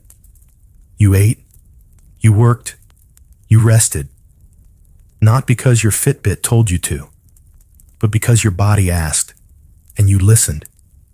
Even the little rituals. The fire being banked. The blanket being pulled up. The clumsy wrapping of a nightcap around your ears. Helped you slip from the burdens of the day into the gentle blankness of rest. And when you woke, you didn't scroll. You didn't sprint. You just sat there, letting your body return to itself. Maybe said a prayer. Maybe scratched a flea bite. Maybe laughed quietly at the dream you just had. Something about a singing wheelbarrow and a cow with a crown. You rise slowly, feet meeting the chill of the floor, the world outside your shutter beginning to glow. The bell hasn't rung yet. The rooster is considering it. The house is quiet, save for the creak of someone else stretching, and you realize that somehow, through the cold and the chaos, the interruptions and the itching, you've slept well. Maybe not in the modern sense, not flawlessly, but deeply. Wholly. Enough. You rub your eyes, wrap your cloak tighter, and step toward the shutter. The day will come. It always does. But for one more moment, you stay wrapped in the softness of the night behind you, grateful for the ancient rhythm that rocked you gently through the dark. So now, as your own eyes begin to flutter and your breath grows slow and steady, I invite you to imagine yourself slipping backward, not into history this time, but into that deep, quiet chamber of sleep. Feel the straw beneath you soften. The rough woolen blanket grows warm with your body's heat. Somewhere, the fire crackles low. The dog at your feet lets out a sleepy sigh. There is no urgency, no demands. The shutters are closed, and the world is far away. The air is still cool, but your blanket is heavy, comforting. You hear the occasional stir of a bedmate beside you, the familiar rhythm of their breathing. Even the snores feel like part of the tapestry now, woven into the hush of the room like a distant drumbeat. Let your body sink a little deeper. Let the tension in your shoulders slip down into the mattress, like a sack of grain finally laid to rest. Let your hands fall open. Let your jaw soften. Out beyond your walls, the moon still hangs high. Stars blink above rooftops, and the night, ancient, wise, and endlessly patient, keeps watch. No bells, no clocks, just the quiet promise that here, in this stillness, you are safe, you are whole. You are allowed to rest, sleep. When it comes, will come not like a thief, but like a friend, quietly stepping into the room, drawing the curtain, and sitting with you until your mind slips softly into dreams. So rest now. Breathe easy. Sleep well, friend. You've earned it. End of script. Sweet dreams. 15 medieval preservation methods that still work today. You run your fingers through the coarse, grainy salt. It's dry, white, a little rough on the skin, like sand, but sacred. Sacred not in the holy sense, though some might argue that too, but in the survival sense, because right now, as the late summer sun begins to slip behind the trees and the butchered meat lies fresh on the table, salt is the only thing standing between you and winter starvation. The air smells faintly of blood and wood smoke. A few flies buzz lazily near the open window, but even they know not to linger long because the salt is coming. You scoop a handful and rub it into the meat. The surface changes beneath your fingers, becomes tighter, slightly darker, as if it understands what's happening. You don't have a refrigerator. You don't have plastic wrap. What you have is a wooden table, a heavy knife, and salt, more valuable than gold when the rivers freeze and nothing grows. You work slowly, methodically. Rub it into every crevice. Pack it along the edges, even under the bone flap. Then again, and again. You pack more into the barrel, layer upon layer of meat and salt until it's all buried, like treasure or a body. Depends on how dramatic you're feeling tonight. And when you're done, you seal the top with a waxed cloth and tie it tight. Then you set it in the corner, near the cool stone wall, and whisper to it as if it's a sleeping beast. Rest. Don't rot. This isn't just about keeping food edible. This is about stretching life, about making today's abundance feed tomorrow's hunger. You think of all the mouths that will chew this salted meat when snow coats the fields and the hens have stopped laying. They'll groan about how salty it is, of course, but they'll eat. Because salt, though unglamorous, keeps things alive. Historians still argue over whether salt-preserved foods were actually enjoyable or just tolerated. Some say it was delicious, especially when paired with pickled greens or fresh bread. Others claim it was tough, too dry, sometimes so salty it made your tongue sting. But either way, it worked. And it still works. Today, chefs still cure meats with salt. Prosciutto, salami, bresaola, each a distant descendant of the same simple act you're doing right now. Salt it, wrap it. Wait, there's even a quiet satisfaction in the process. The rhythm, the grainy crunch under your fingernails, the way your hands smell afterward. Clean, mineral, purposeful. you've done something ancient, something reliable. You think about the other ways you'll use salt later, to cure fish, to pickle, maybe even to soak cabbage leaves if you get ambitious. But for now, this meat is what matters. Outside, the chickens mutter in their coop. A dog barks. Someone's child laughs, high-pitched and fleeting, like a songbird. The day is ending, but your meat will last. You sit back on your heels, wipe your hands on your apron, and give one last look to the salted barrel in the corner. The fire has dimmed to coals. Your back aches. But something about this work, this messy, gritty, ancient work, feels good. Salt may not be glamorous, but it's loyal. It's simple. It's eternal. And as the night deepens and the scent of fresh meat fades into the cold stone air, you smile to yourself. Tomorrow, you'll salt the fish. You duck your head and step carefully down the narrow stone steps, each one cool and slightly damp beneath your feet. The light dims with every footfall, traded for the earthy hush of the underground. Down here, in the stillness, your food waits, quietly, patiently. Welcome to your cellar, not just a hole in the ground, but a medieval marvel of passive refrigeration. No fans, no humming appliances, just stone, air, and the slow, steady heartbeat of the earth. The moment you reach the bottom, it hits you. That particular smell, a little sweet, a little musty, with a hint of onions and maybe a faint trace of last winter's turnips. It's not unpleasant. It smells like survival. You run your hand along the cool stone wall. You've dug this deep enough to stay below the frost line. And it shows. Even in the height of summer, it's a full 15 degrees cooler down here. You exhale, and your breath hangs just briefly in the air. Your apples will last.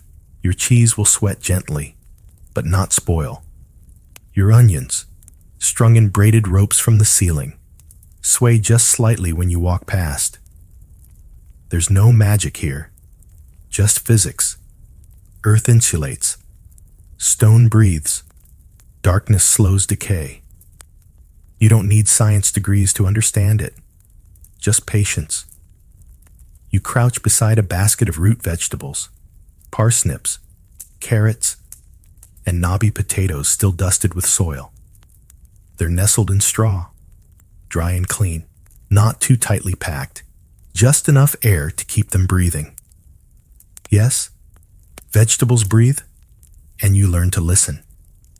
A sprouted onion whispers waste, a soft spot on a turnip, trouble.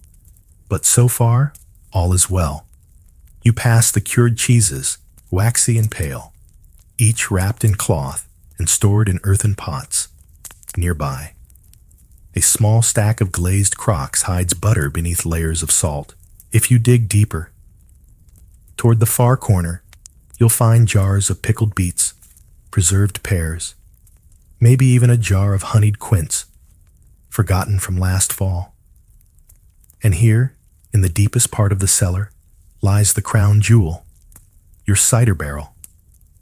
It rests in silence, yeast working its quiet magic behind the wooden staves. Sometimes you press your ear to it, just to hear it breathe. Historians still argue over how widespread these underground storage spaces were. Were they common in every peasant hut, or mostly in wealthier homes? The truth lies somewhere in between. In colder climates, root cellars were essential. In warmer regions, people dug similar cool spaces, or even used amphorae buried in shaded pits to keep wine and oil fresh. What's clear is that the method, using earth to preserve life, has never truly disappeared. Even today, homesteaders and off-grid enthusiasts dig earth fridges. Wine connoisseurs build temperature-controlled basements. Gardeners store carrots in boxes of sand. The cellar lives on, one foot in the past, the other in a modern pantry. You sit on the old stool near the stairs. It creaks familiarly. A spider spins a lazy web between two shelves, utterly uninterested in your presence. You stay still a while, letting the cool air wrap around you. The silence here is different. It doesn't feel empty. It feels settled. Everything down here has a purpose, a place, a season. You pull your cloak tighter around your shoulders, not from cold, but from reverence. Because this place, the humble cellar, is a kind of temple to patience, to preparation, to the knowledge that winter always comes, and it can be met with calm. You take one last glance at the apples in the corner, their skins dull with dust, but their scent still bright. You reach for one, bite in, cool, crisp, a whisper of sunlight, kept alive in stone and shadow. And that's the real magic, isn't it? You wake to the smell of smoke, thick, earthy, and oddly comforting.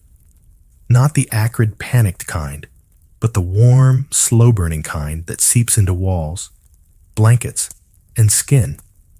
You breathe it in, not out of fear, but because it's familiar, necessary, delicious.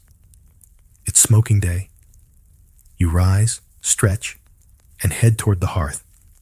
Above the fire, a cloud of hazy blue-gray smoke curls upward, wrapping itself around hanging sausages like a protective shawl.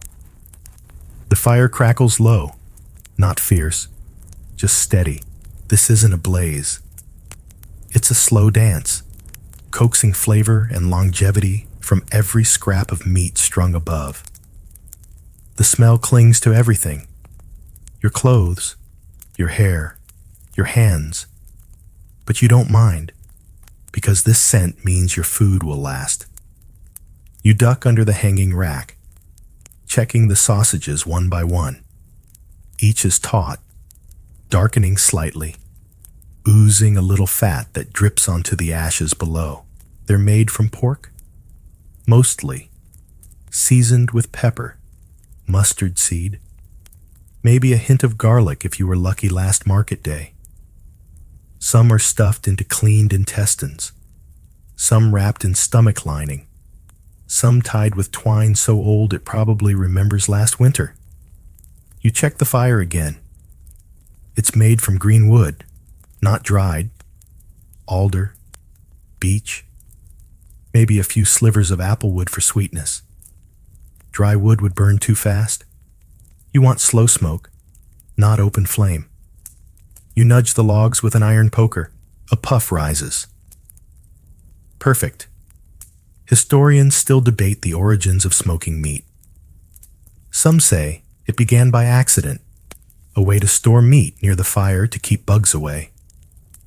Others argue it was ritualized from the start, especially in forested regions where firewood was abundant and winters were long. What's clear is that smoke worked. It dried the meat gently, coating it in preservative compounds like phenols and formaldehyde. Sounds gross. Tastes glorious. You shift your gaze to the back of the smokehouse. Well, your smoke corner, really. In noble homes. They had full buildings for this. In your modest house, a few iron hooks, a sturdy beam, and the right airflow. That's enough. You can still see the old ham in the back, nearly a year old, blackened, hard as a rock, but slice it thin, and it melts on the tongue. You think of all the meals it's seen, harvest suppers, fasting days, well, cheating on them. Even the christening feast when your cousin fell into the water barrel. That ham has lived. You turn one of the sausages slightly. It's beginning to wrinkle. That's good. That means it's sweating out the moisture, the enemy of preservation. You'll let it hang for another day, maybe two, depending on the weather. Then it'll rest in a muslin wrap in the cellar, where the smoke will deepen into something richer, almost sweet.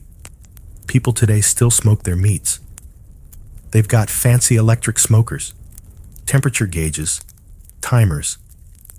But really, the process is the same. Salt it, hang it, smoke it slowly. Wait, some even say that smoke can preserve memory. The way your grandmother's kitchen smelled on baking day. The way your clothes held the scent of the woods after camping. Here, in the medieval kitchen, the smoke is thick with stories. The sausage above the fire isn't just food. It's a promise that even when the fields are bare and the sun vanishes at 4 o'clock, you'll have flavor, protein, comfort. You sit on the low stool, eyes watching the ribbons of smoke twist and fade into the rafters. The dog snoozes beside you. The baby mumbles in its sleep. The fire pops. A sausage sizzles. You smile. Some preservation methods are complicated, fussy, clever, but this one is simple. A little wood, a little patience, a little smoke, and suddenly, a meal that lasts for months. You lean back, breathing in that slow, cooked air, smoked, yes, but never burned. You stand at the wooden work table, sleeves rolled, hands deep in a crock of bubbling, briny vegetables. They shift and bob beneath your fingertips, cabbage, carrots, garlic cloves, even the odd green bean, all floating in a potion that smells sharp, tangy, and just a little alive. Because it is alive. Welcome to the strange and sleepy magic of pickling. Not the bright, plastic packaged pickles you see in modern supermarket jars. No, these are medieval pickles. Made slowly, purposefully, and sometimes with a slight grimace. Because the fermentation process does look and smell a little like controlled rotting. And yet, it works.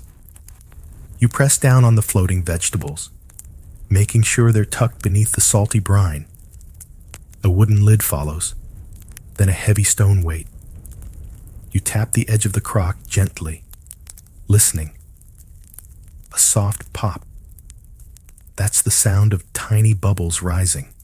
Carbon dioxide. The breath of your invisible workers. Your crock hisses and gurgles like it knows something you don't. And maybe it does. Because in a world without refrigeration, fermented pickles were salvation. They lasted through winter. They kept the scurvy at bay. They made dull grains edible again. And they tasted, well, strong, but sometimes even good. You glance over at the other crocks lining the shelf. There's one filled with pickled onions, already translucent and a bit sinister. Another contains chopped beets steeping in dark vinegar. A third hides sour apples steeped with dill and mustard seed. They're like silent guardians of future meals. Historians still argue about the origins of fermentation in Europe. Did it spread from the East with the spice trade? Was it already common among early Germanic tribes? What's agreed upon is this. By the medieval era, nearly every household in temperate climates had some version of fermented vegetables. And what makes it so genius, so lasting, is its simplicity. Salt, water, thyme. Salt draws out moisture from the vegetables, creating a brine. Wild bacteria take over, feasting gently, transforming sugars into lactic acid, a natural preservative. No vinegar needed, no boiling. Just patience. You lean closer to the crock and sniff. It bites your nose.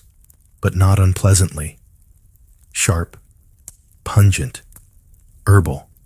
You could eat it now, but it'll be better in 2 weeks. Better still in 2 months. Medieval people knew this too. They'd pack summer vegetables into crocks in late August and let them age, mellow and sour all through the coldest months. You press the lid down again, firmly. The crock gives a low sigh, like a cat settling into a nap. Fermentation isn't just practical, it's communal. Recipes were passed down, each family guarding their own ratio of salt to water. Some added horseradish, others a sprig of rosemary, and always the ritual.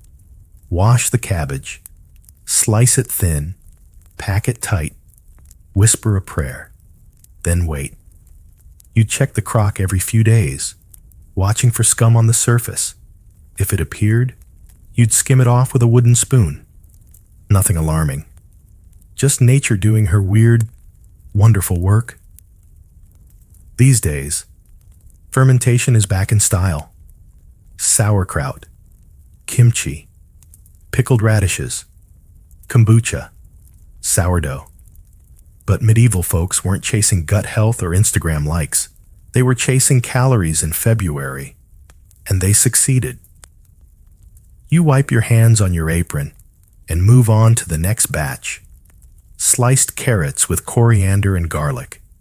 The brine's already gone cloudy. That's a good sign. That means it's doing something. You pause and listen. The crock whispers back. Maybe it's the sound of bubbles. Maybe it's your imagination. But you like to think each pickle crock has a voice. Low, burbling, content. You glance outside. It's nearly dusk. The house smells sharp but clean. Your hands sting a little from the brine, and your lips still tingle from tasting yesterday's batch. You tuck the newest crock onto the shelf beside the others. In a few weeks, when the fresh food is long gone and the snow turns bitter, these jars will feel like treasure, like time slowed down and fermented just for you. And as the bubbles rise in silence, so does your pride. You dip your spoon into the golden jar, twisting it slowly as thick. Amber liquid stretches and glistens like sunlight caught in syrup. It moves lazily, obediently, then clings to the spoon with the kind of stubbornness only honey knows. You bring it to your mouth, and even before it touches your tongue, you smell it. Wildflowers, summer air, beeswax, and something sweet that doesn't spoil. Ever. Because this is medieval immortality in a jar. Honey isn't just food, it's preservation. And for medieval people, it was both luxury and necessity, the sweet, sticky shield that made fruit last, soothed a sore throat, healed wounds, and kept everything from going bad. You set the spoon aside and pick up the small pot beside it, a mix of walnuts, hazelnuts, and a few dried figs, all entombed in honey. Their edges glisten. The nuts have darkened slightly with age, but when you bite into one, it's still perfect, still crunchy, still alive. That's the secret. Honey doesn't rot. It doesn't mold. It doesn't ferment unless you want it to. Thanks to its low moisture, high sugar content, and natural acidity, honey is the world's original food vault. Historians still argue over whether honey was used more for flavor or function. Did medieval cooks treat it as medicine, sweetener, or sealant? The answer is yes, all three. You look at the small shelf of preserved goods. There's a pear half floating in golden syrup, its skin leathery but not spoiled. A chunk of goat cheese, dipped in honey and wrapped in waxed cloth. Even a few flower petals, a bridal treat, preserved for a feast months away. You pick up the jar of candied ginger, strips boiled, dried, and drenched in honey until they crystallized into soft, spicy gems. You pop one into your mouth and feel the heat spread through your chest, chased by sweetness. Outside, bees drift lazily between wildflowers. You hear them hum, their work, done in sunlit meadows, now rests in your pantry, holding time still. And it's not just food. Honey-sealed wounds. It coated linen bandages, kept infection at bay, and even served as lip balm in the bitter months.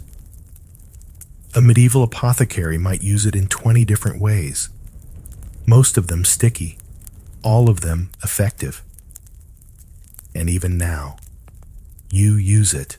Modern kitchens are full of squeeze bottles and flavored syrups, but true honey, the thick, raw kind that crystallizes over time, still holds its place in teas, on toast, in immune-boosting home remedies whispered from grandmothers to grandchildren. You reach for another jar, this one small, nearly opaque. Inside is a single plum, harvested last summer, soft and wrinkled, suspended in golden stillness. It was meant for a festival, but you saved it. For no reason at the time, but now feels right. You open the jar slowly, feeling the wax seal give. You tip the contents into your bowl. The honey flows reluctantly. The plum lands with a quiet splash, as though relieved. You bite into it. Soft, sweet, slightly tart, the flavor of last year's sun, preserved not with fire or salt or vinegar, but with bees. There's something ancient in the taste, something slow, something that doesn't rush. You clean the jar with your finger, scooping the last trace. You lick it, eyes half closed, and breathe in the faint scent of clover and earth. Your pantry holds pickles, dried meat, waxed cheese, and salted fish. But honey holds history. And as the candle flickers beside you, and the bees buzz quietly in the distant fields, you know, this method may be sticky, but it lasts. You climb the ladder into the loft, a bundle of herbs in one hand and a shallow basket of mushrooms in the other. The air up here is dry, warm, and full of dust motes and memories. You crouch beneath the rafters and hook the herbs onto a wooden beam. They sway gently in the air. Sage, thyme, mint, maybe even some yarrow for good measure. Next, the mushrooms. You spread them carefully across a woven mat. Not too close, not overlapping. They're small, thin, fragile. But in a few days, they'll be even smaller, lighter, tougher, and infinitely more useful. Because this is the age-old art of drying, and it might be the simplest, most quietly brilliant preservation method of them all. No brine, no fire, no fermentation, just air and time. You move through the loft with practiced care. Bundles of garlic dangle from one side, strung like jewelry for giants. Onion braids hang beside them, papery, fragrant, and dry as parchment. Overhead, the roof creaks slightly, the sun's warmth seeping through the thatch, just enough to coax the moisture out of every sprig and slice. Drying works because it removes the one thing spoilage needs: water. Take that away, and mold, bacteria, and rot can't get a foothold. It's preservation by subtraction. You sit back on your heels and look around.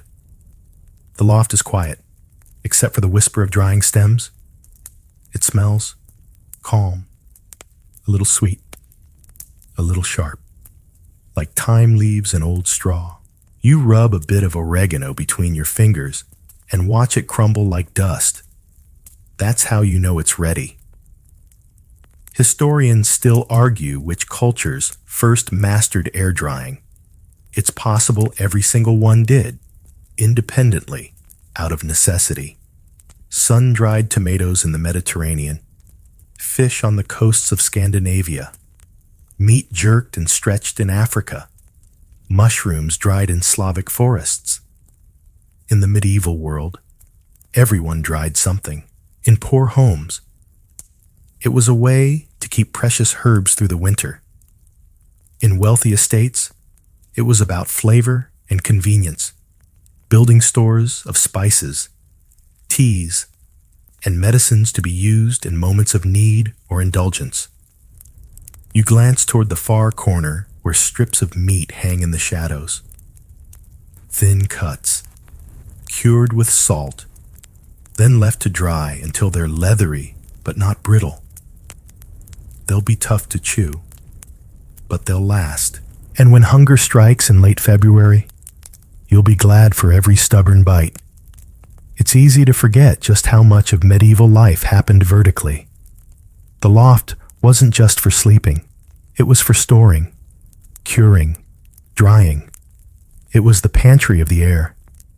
Modern people use dehydrators, fans, even freeze-drying machines. But the essence is unchanged. You cut, you hang, you wait, and the food changes. It shrinks, but it sharpens. The flavor intensifies. A fresh plum is juicy. A dried one is sweet like molasses and dense as a dream. You check the apples hanging near the rafter edge. Their slices have curled at the edges, golden brown and paper thin. You pop one into your mouth. Chewy, tangy, a little leathery, in a good way, like time itself condensed. You think of the future, how you'll crumble dried thyme into a stew, soak dried mushrooms in broth, nibble on apple slices beside the fire, and all it took was a little height and a little patience. As you climb back down the ladder, you glance up one last time. The rafters are full of herbs, of fruit, of careful intentions. The wind outside rattles the shutters, but in the loft above, the air remains still, dry, kind, preserving. And what's more comforting than that? You grip the small wheel of cheese like a delicate treasure and lower it slowly into the pot of melted wax. It sizzles faintly as it makes contact, not from heat, but from surprise. The wax thickens around it like armor. A soft hiss, a slow drip, then silence. You hold it up by the twine loop, watching golden wax drip down the sides. A glossy shell, smooth and warm. Once it cools, it will harden, and your cheese will be safe, sealed in time. You've just practiced one of the more elegant preservation methods of the Middle Ages. Wax sealing, not flashy, not noisy, just a quiet, calculated method of keeping soft things from going sour. Cheese, fruit, even cooked meats, all of them found safety under a layer of fat or wax. Because medieval people understood something we often forget. Air is the enemy. Exposure meant bacteria. Bacteria meant rot. So, if you couldn't store food in the ground or smoke it or soak it in vinegar, you sealed it away. You glanced to the shelf beside you. There they are, little wheels of cheese, each dipped and double dipped in beeswax, lined up like soldiers waiting for winter. Their soft centers protected, their flavors deepening. This isn't just about storage, it's about transformation. A fresh cheese is tangy, gentle, fleeting, but give it time, in the quiet dark of your pantry, and it changes, it ripens, sharpens, matures, and the wax, it just sits there, silently keeping the chaos out. Historians still debate when and where this technique became widespread. Wax sealing was certainly practiced by Roman times, and likely persisted through the Middle Ages in places where beeswax was readily available, often in monasteries, where monks had both hives and time. Even today, we still use this method. Artisanal cheeses often come waxed. Some are dipped in red or black shells. The wax isn't for show. It's an echo of this moment. You, standing here in the cool of your storeroom, with wax on your fingers and a smile on your lips. You reach for the next cheese. It's soft, spongy, with a faint smell of milk and straw. You lower it gently into the wax, the scent of bees rising like a soft hum around you. It reminds you of summers, of honey, of hives, of the way bees build things to last, just like you're doing now. And this isn't the only thing you'll seal. Some folks pour melted tallow or clarified butter over potted meats, creating an airtight plug. Others submerge preserved fruits in a waxy mix to keep them fresh, sweet, untarnished by time. The principle's always the same. Block the air. Keep the goodness, like putting your thoughts in a jar and sealing them tight until you need them again. You place the newly waxed cheese beside the others. Their surface gleams in the low light. You run a finger across one. Cool, smooth, perfect. Later, when the snow has crusted the path and fresh food is scarce, you'll open one. You'll slice through the wax, peel it away, and release the scent of summer. A quiet unveiling. And you'll remember this moment. The hush of the room, the gentle drip of wax, the feeling of preserving something small and good and necessary. Because sometimes, survival isn't about grand gestures. It's about the little rituals, the quiet protections, the sealing of soft things before they sour.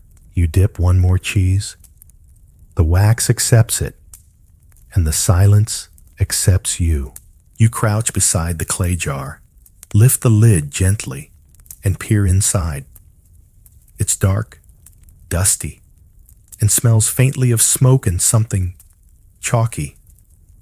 You reach in slowly, careful not to knock over the others, and pull out a single egg, coated in fine wood ash and lime, pale and ghostly like a fossilized moon.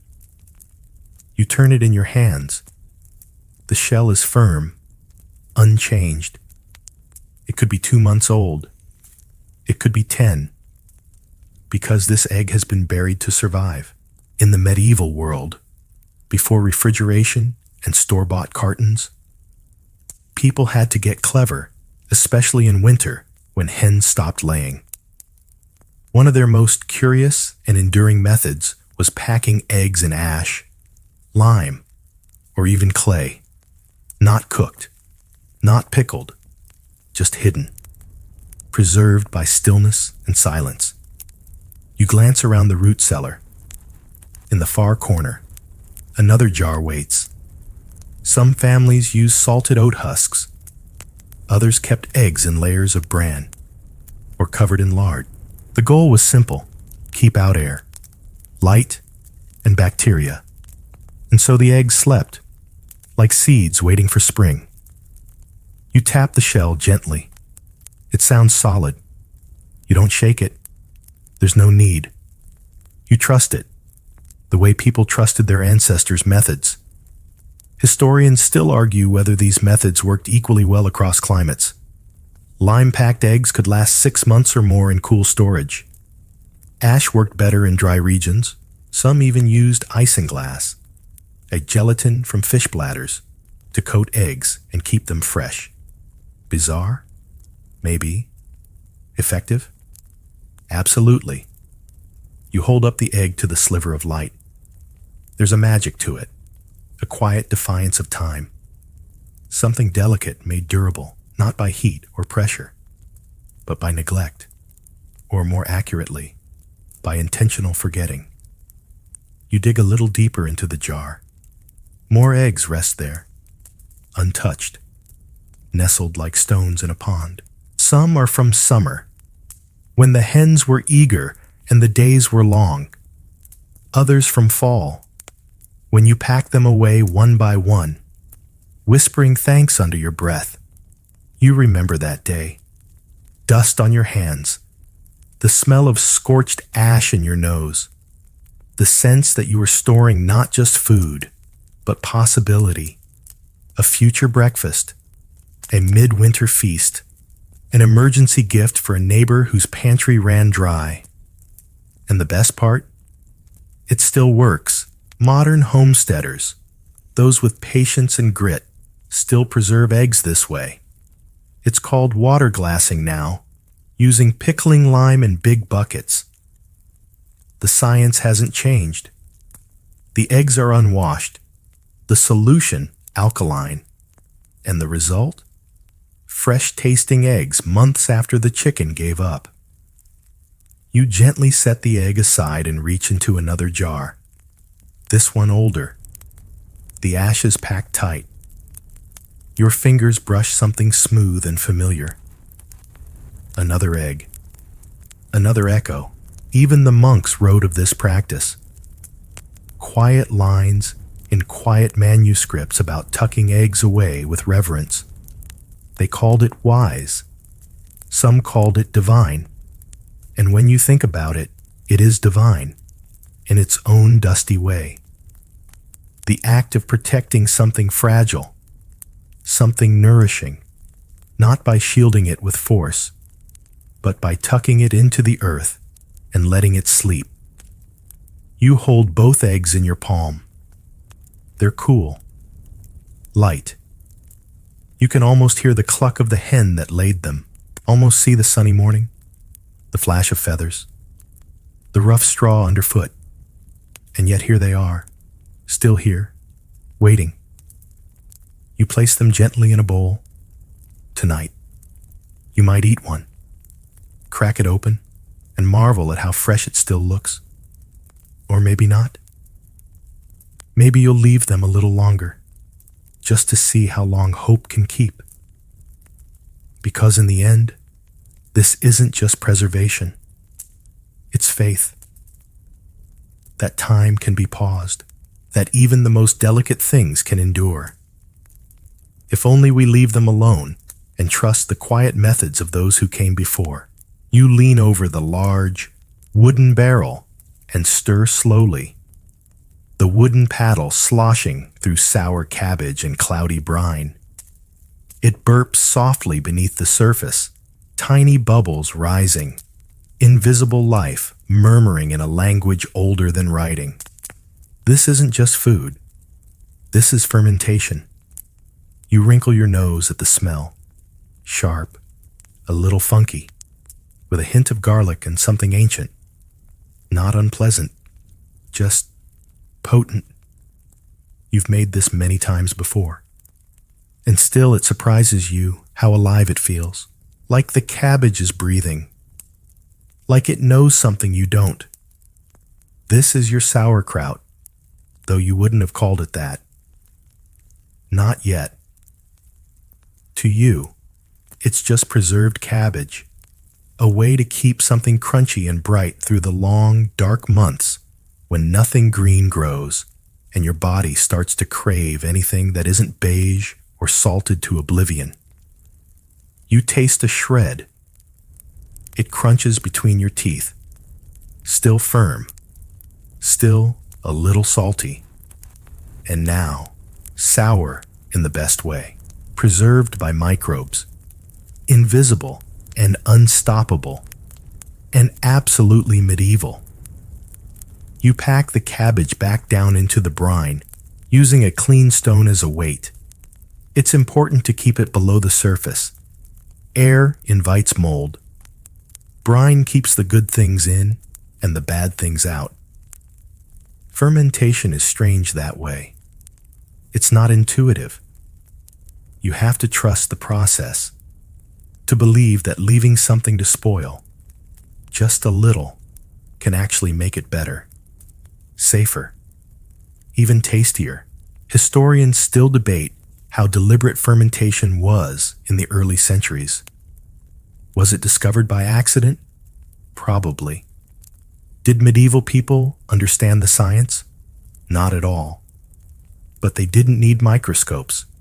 They had results. The cabbage lasted. The flavor improved. Their guts were happier. So they kept doing it. And it wasn't just cabbage. They fermented everything. Turnips, beets, apples, even fish, in the more adventurous parts of Scandinavia. If it could be brined or buried in a cool cellar, someone somewhere was letting it ferment. You check the other barrel beside it. This one filled with fermented milk, thick and slightly fizzy. Drinkable yogurt, essentially. Not a favorite, but it keeps and it nourishes.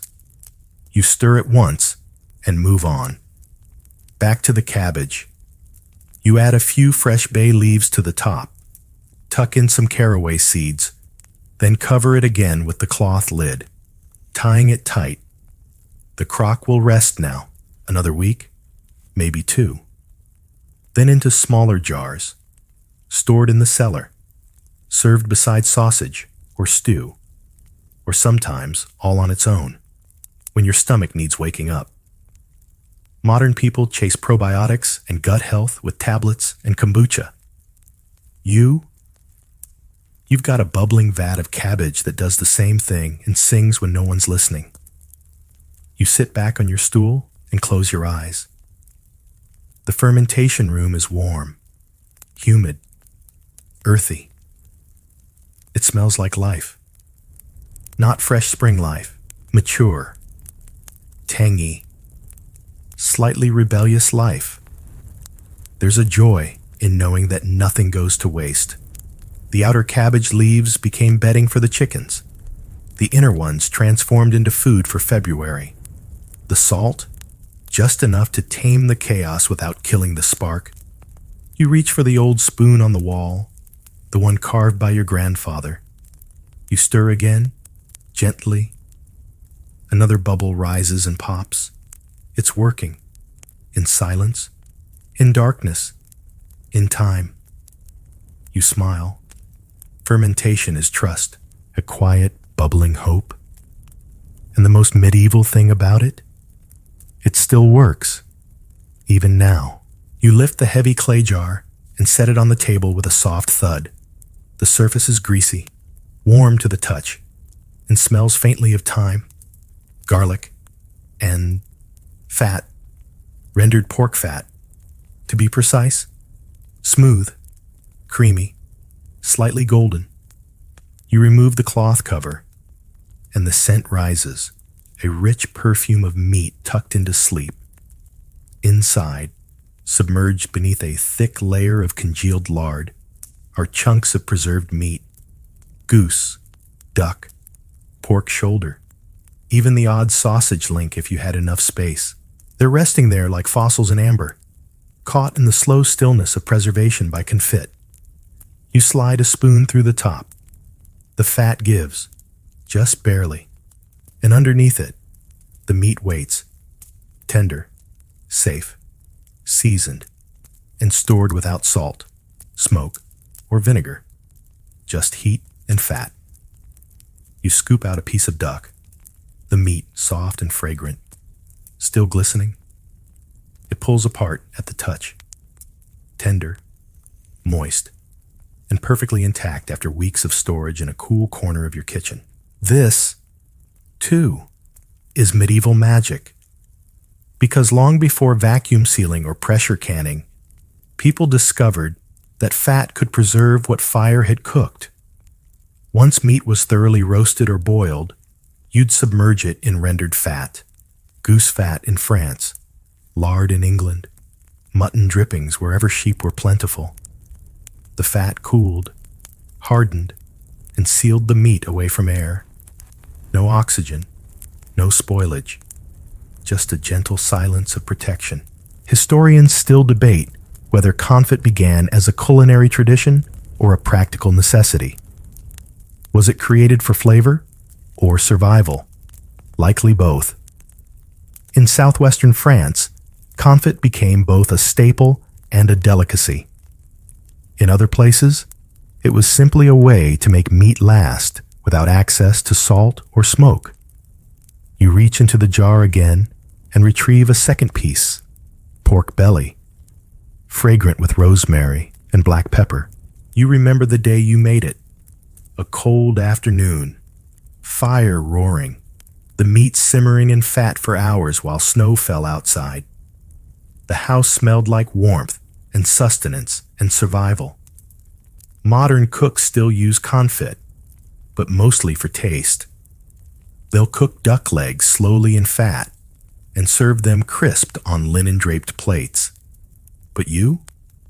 You store meat for January, when the pantry's low, the wind howls, and nothing sounds better than pulling a spoonful of memory from a fat-sealed jar. You wipe your hands and glance toward the shelf. More jars wait, their surfaces smooth and pale. The meats inside are varied, some plain, some heavily spiced, depending on what you had that week. The jars sit there like little time machines, meals in hibernation. And the best part? You don't need to cook again. Just warm it gently. The fat melts, the meat softens, and dinner is ready. Maybe add some bread. Maybe nothing at all. You press the cloth back over the jar, tuck it down around the rim, and slide it to its resting place. Another spoonful, saved for another stormy evening. This method is humble, quiet, often overlooked, but it's a kind of medieval genius. The realization that fat isn't just fuel, it's shelter. And in a world where everything is cold, unpredictable, and moving too fast, the idea that food can sleep peacefully in a jar of warmth is strangely comforting. You sit back and breathe in the air, meaty, fatty, familiar. You think about all the people before you who opened jars like this, decades, centuries ago, who smiled the same way when they found the meat still good, still soft, still waiting. And you know, some preservation methods are loud, salted, smoked, pickled. But this one whispers. You reach into the wooden bin and let your hand disappear into cool, dry sand.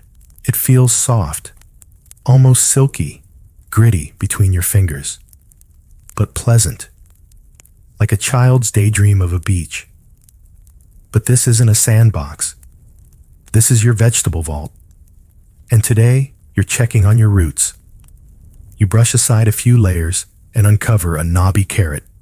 Still firm, still orange, still holding on. You dig a little deeper and find a beet, its skin dusty, its weight reassuring. A few potatoes follow, some sprouting tiny pale tendrils, but most sound solid, sleepy. This is the art of dry packing. In the medieval world, when vegetables couldn't be pickled, brined, smoked, or fermented, people did the next best thing. They buried them. Not outside, but inside, in boxes or barrels filled with sand, straw, sawdust, or ash. Anything that could insulate and keep the rot away. You pull out a turnip, give it a knock. It thuds like a small drum. Good. Still edible. Probably even sweet after all this time underground. Historians often point out that root vegetables, when stored properly, can last months, sometimes half a year or more. And the trick is shockingly simple. Don't let them touch each other. Give them space. Keep them dry. Bury them in something that doesn't mind the dark. You line the bin again, this time with a layer of fresh sand, not wet, not too fine, just enough to cradle the next batch when it comes. The idea is simplicity. You're not sealing, not cooking, not curing. You're just making the vegetables feel like they've never been harvested, and they seem to believe you. You walk over to the basket you harvested a week ago. It's full of rutabagas, parsnips, even a few precious sunchokes. These will go into the bin next. You inspect them one by one. No soft spots, no mold, just the rich smell of clean soil and future soup. You turn one over in your hand. It still has a little dirt clinging to the skin. Good. Washing them shortens their life. They store better with a bit of their past still on them. Modern people use refrigerators and vacuum bags. But this takes no electricity, no machines, just sand, time, and a cool room. And the method still works. Gardeners and homesteaders still bury carrots in bins and store potatoes in straw-packed crates. They're copying you. Or your great-great-great-grandmother. Same difference. There's a certain peace in it. No noise. No brine to monitor. No fire to tend. Just a slow hush as the roots sleep. You imagine them dreaming of summer sun, of bees hovering over blossoms, of the day they were pulled from the ground. You find a soft onion in one corner. It's collapsed slightly. A sad, squishy thing. You pluck it out like a sleepy soldier who didn't make it. No big deal. One spoiled among dozens. You toss it into the compost bucket and pat the sand smooth. You cover the bin and lean back on your heels. Your knees ache a bit, but your mind is quiet because you know these vegetables will last. They'll sit there through the snow, through the wind, through the deep nights when food is scarce and your stomach grumbles like an old dog. And when you pull them out, weeks from now, they'll taste almost fresh, earthy, alive, like you never stopped harvesting because you buried them gently and they remembered how to wait. You hold the small earthenware jar up to the light. Inside, the golden green liquid shimmers, thick, heavy, almost glowing, and just beneath the surface, suspended like treasure in amber, rests a bundle of herbs, barely moving. You tilt the jar slightly. The rosemary sways. The garlic clove glints. The soft white cheese at the bottom sleeps. This is not a garnish. This is preservation by oil. You remove the wax-sealed lid, and the scent rises, rich, earthy, herbal. You dip your finger into the surface and feel it coat your skin like silk. Then you taste it. Smooth, lush, and pungent. Olive oil. Infused and infused again. Storing more than flavor. Storing time. Because here in your medieval kitchen, oil isn't just for cooking. It's a shield, a protector. It smothers air, drowns bacteria, and keeps herbs, cheese, garlic, and even some vegetables safe from decay. You reach for the next jar, soft goat cheese balls, rolled in thyme and pepper, floating just below the surface. They've been there for weeks, maybe longer. But when you lift one out with a spoon, it gleams, still moist, still fragrant, still good. Historians still debate how widespread oil preservation was in medieval Europe. In southern climates, Italy, Spain, parts of the Levant. Olive oil was plentiful. People used it for light, for skin, for cooking, and for keeping food safe. In the north, oil was scarcer, more expensive, but not unheard of. Beeswax and lard were used instead. The principle remained the same. Isolate the food from air. And it lasts. You glance over at your jars. Some contain roasted red peppers, soft and sweet, preserved in a mix of oil and vinegar. Another has mushrooms, blanched and buried under thyme-infused oil. Another, just sprigs of sage and marjoram, saved for a winter stew when the garden sleeps. There's a patience to this process, a quiet ritual. First, you blanch or roast the food. Not too much, just enough to slow its clock. Then you dry it carefully. Too much moisture, and the oil won't save it. Finally, you lower it into a clean jar and pour the oil over, slowly, like pouring honey into a wound. No bubbles, no gaps. You seal it tight, you wait, and the food waits with you. Modern chefs call this confit, or preservation in fat. They drizzle oil over sun-dried tomatoes, roast garlic, and store it all in gleaming glass jars. But you were doing this long ago. With clay, with instinct, with a practiced hand, and the deep knowledge that oil keeps the dark at bay. You swirl the jar in your hand again and watch the thyme leaves dance.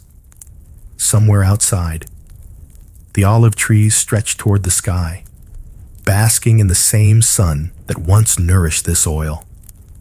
You imagine the press, stones grinding, wood creaking, oil pouring thick into clay pots, a sacred harvest, a golden promise.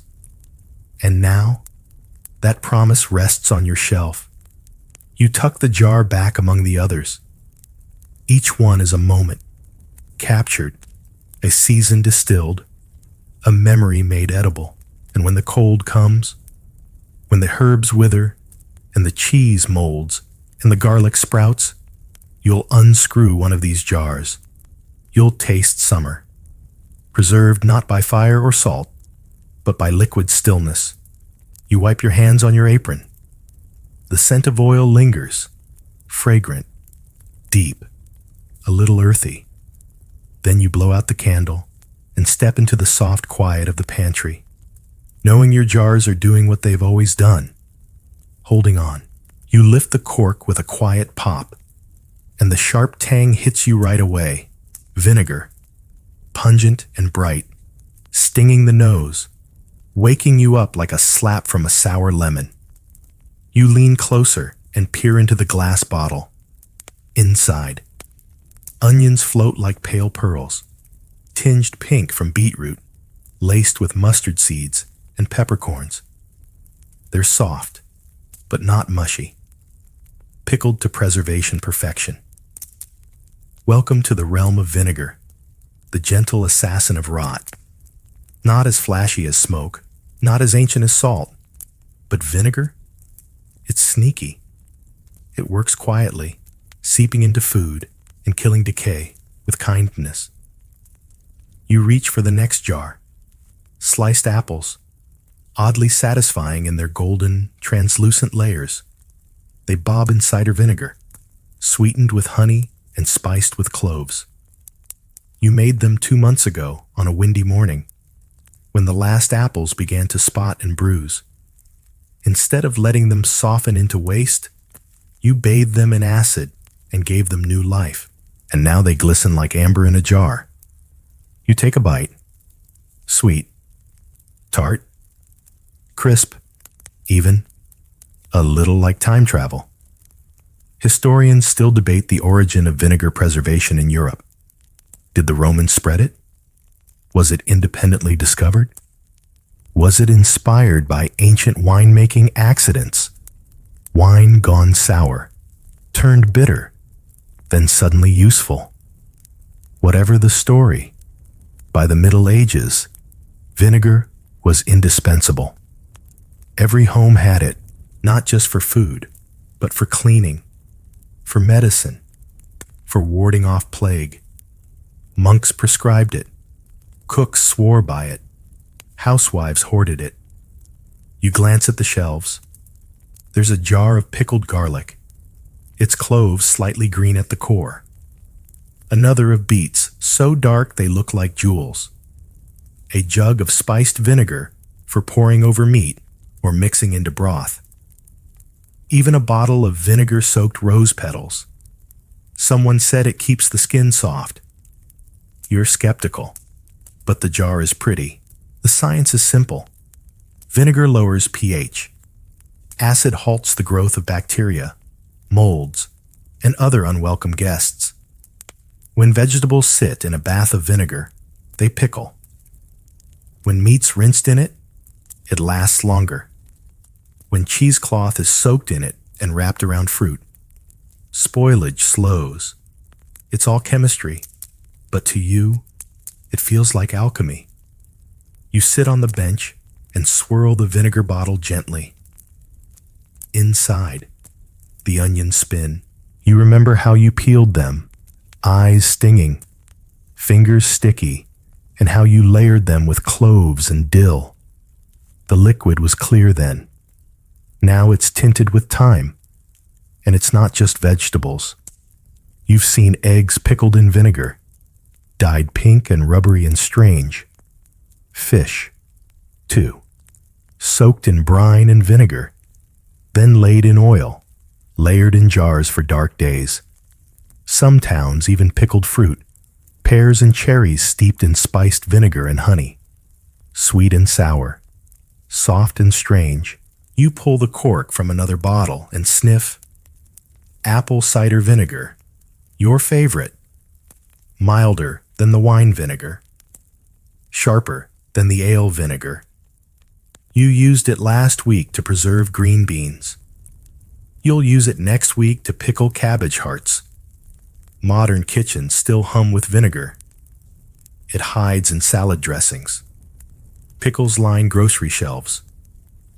But the old ways persist, quietly, in kitchens like yours, in crocks and reused jars, in the sweet sting on your tongue when you taste what time has done. You cork the bottles again, tight and clean.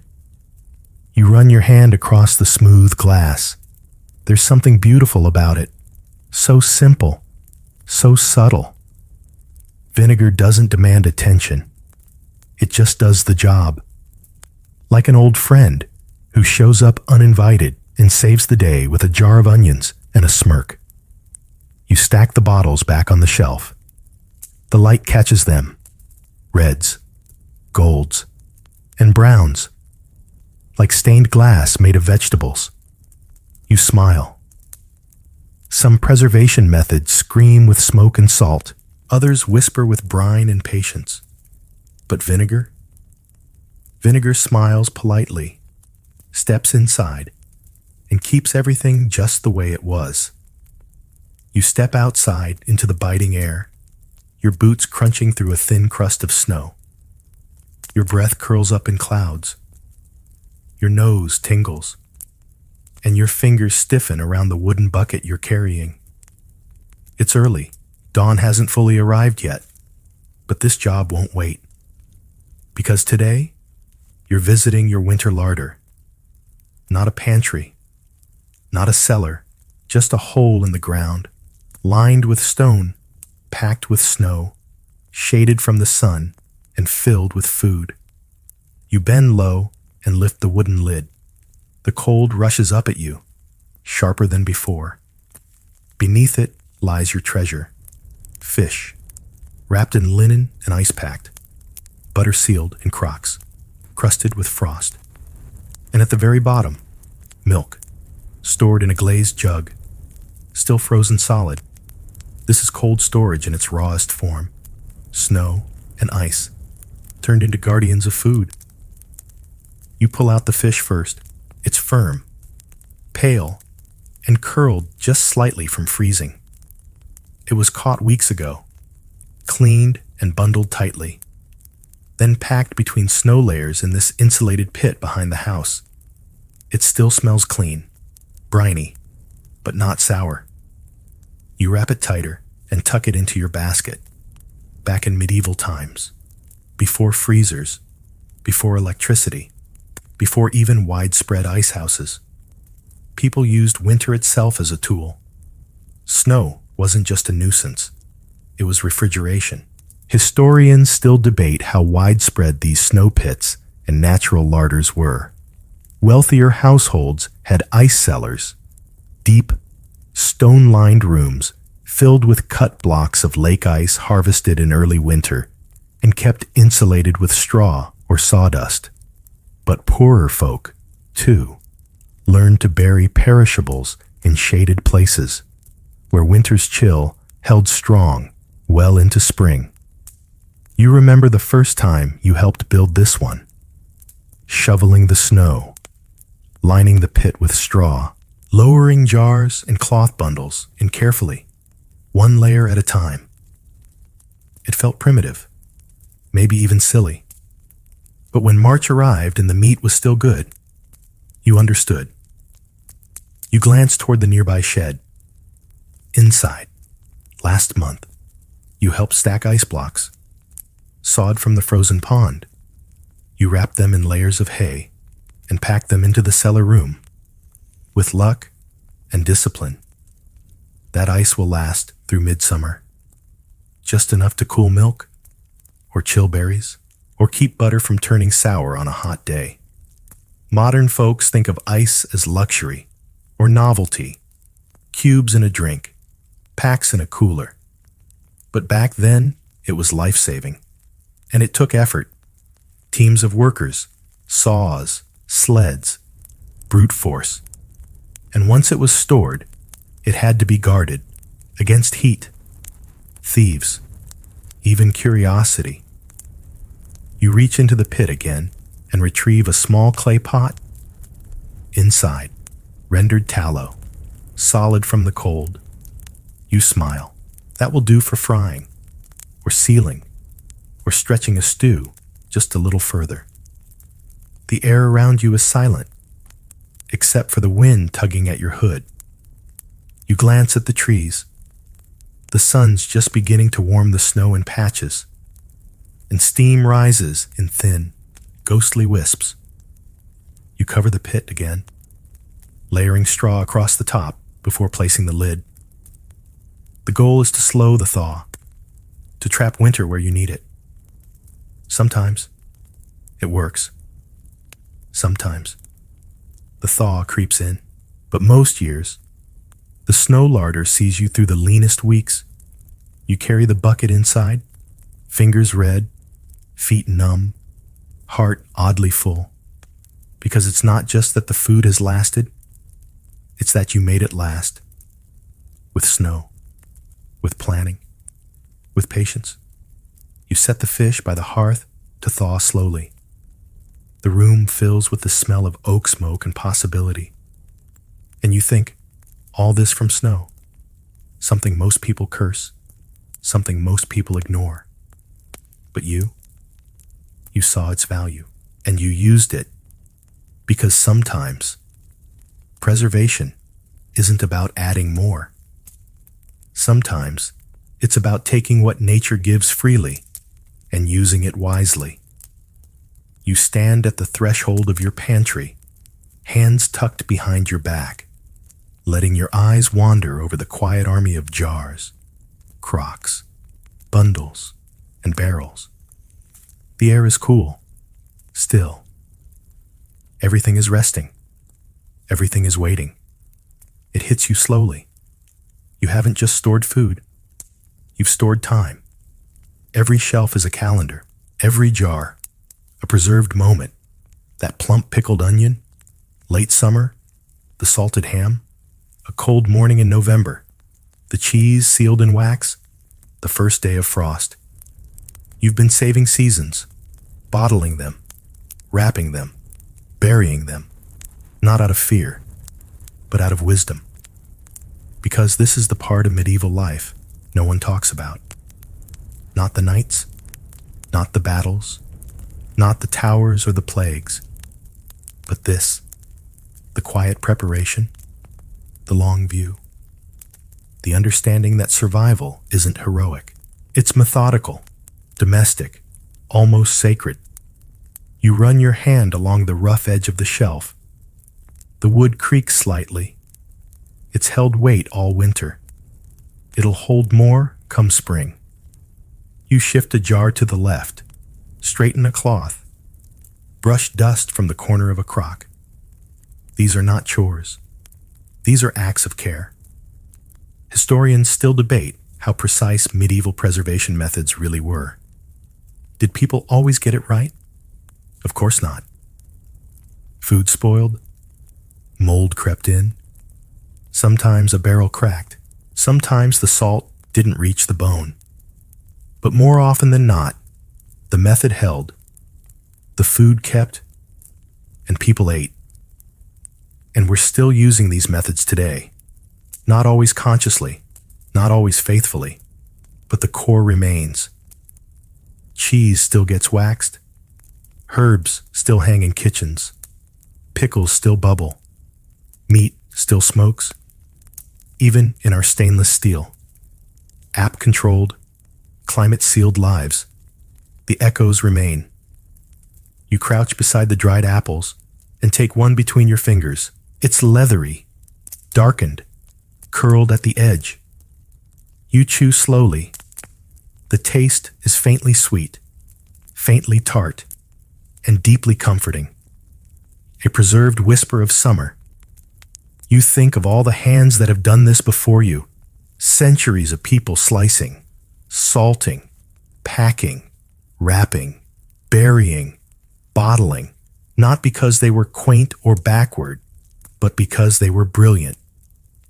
They understood that time is both the enemy and the solution. You walk toward the door, stopping once to check the wax seal on a cheese jar. Still solid, still sound. Outside, the wind rattles the shutters. The garden sleeps. But you're ready. Your pantry is full, not of abundance, but of intention, of small efforts that add up, of answers written in vinegar, brine, smoke, and silence. You draw the door closed behind you and feel the warmth of the kitchen greet you again. The fire crackles. The pot simmers. Someone hums softly from another room, and you smile, because the past isn't gone. It's sealed in jars, tucked in ash, hung in rafters, and it still works. And now, as the candles burn low and the last echoes of the day fade away, your breath begins to slow. Your hands rest easy. Your mind quiets. Let the shelves grow dim in your memory. The wax cheese retreat into shadow. The smoked sausages gently swing out of view. The jars sit peacefully. The dried herbs whisper their final notes. The brine, the salt, the sand, all still. There's nothing left to prepare tonight. The fire has softened to coals. The wind outside has settled into hush. The world is holding its breath. And you are safe, surrounded by all the quiet work you've done, by care, by method, by the gentle confidence of being ready.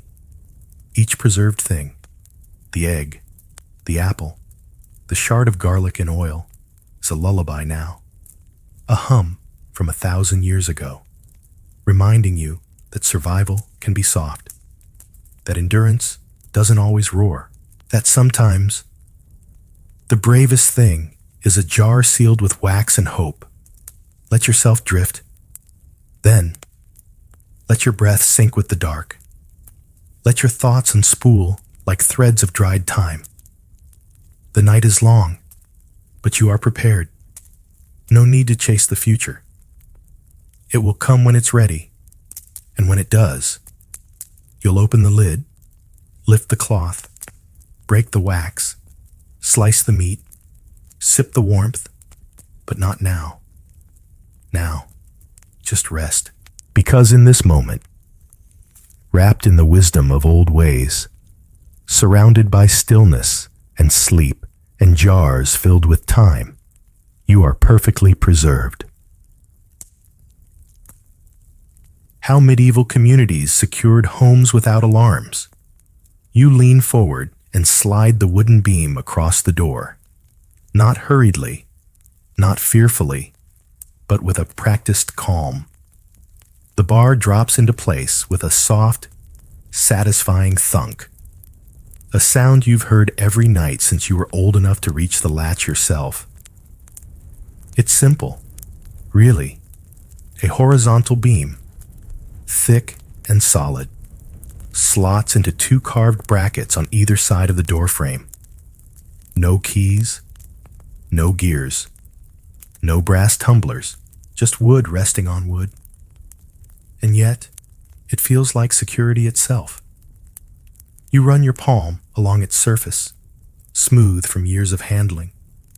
The grain still visible despite the polish of 1,000 nights. It's warm, touched by the day's heat.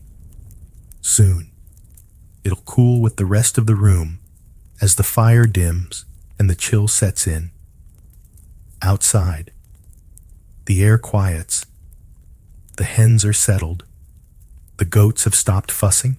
Somewhere in the distance, a door closes, and you hear the familiar creak of someone else's latch falling into place. One house after another, a chorus of wooden beams sliding shut, the village tucking itself in. You press your ear against the door for a moment. No sound, just the wind slipping over the roof, carrying the scent of hay, damp soil, and a hint of smoke from your neighbor's chimney. No footsteps, no strangers, just night. Back inside. The warmth lingers, the hearth still holds a glow, orange and slow. Shadows stretch across the low-beamed ceiling like sleeping limbs. The floor creaks beneath your weight, softly, but not silently. You know every board in this house, every sound it makes. That's part of the security, too. You'd know if something was off, if something or someone disturbed the pattern. You check the door again, though you don't need to. It hasn't moved. The bar is firm, unshaken. You've never had to test it against a true threat, but you believe in it anyway? Not because it's impenetrable, but because it's part of the rhythm. Historians still argue how effective these wooden latches truly were. Some say they were deterrents at best, too easy to break with force. Others point out that few intruders dared test them in a world where community meant proximity, and a noise at one door echoed through a dozen others. Besides, what mattered wasn't just the wood. It was the knowledge that once that beam dropped into place, the house was sealed, and with it, the worries of the world. Inside was warmth, safety, and sleep. Outside was wind, wild dogs, wandering drunks, and those could wait until morning. You step back from the door and take a deep breath. The room smells of wax and wool. The last bit of stew simmers low. Unattended, your bedroll waits in the corner, thick with woven blankets and a bit of lavender tucked beneath the edge, more for scent than for magic. And as you crawl under the covers, you feel it again. That soft certainty. Not that danger can't come, but that you've done what can be done. The latch is down. The coals are banked. The night is still. You turn on your side. Somewhere in the distance, a dog barks once, then falls silent. The latch holds, and so do you. You reach for the shutter, thick, weather-worn wood, smoothed by years of closing out the dark, and swing it inward on iron hinges that groan softly like an old man easing into a chair. The last breath of evening light slips through before you push the panel closed.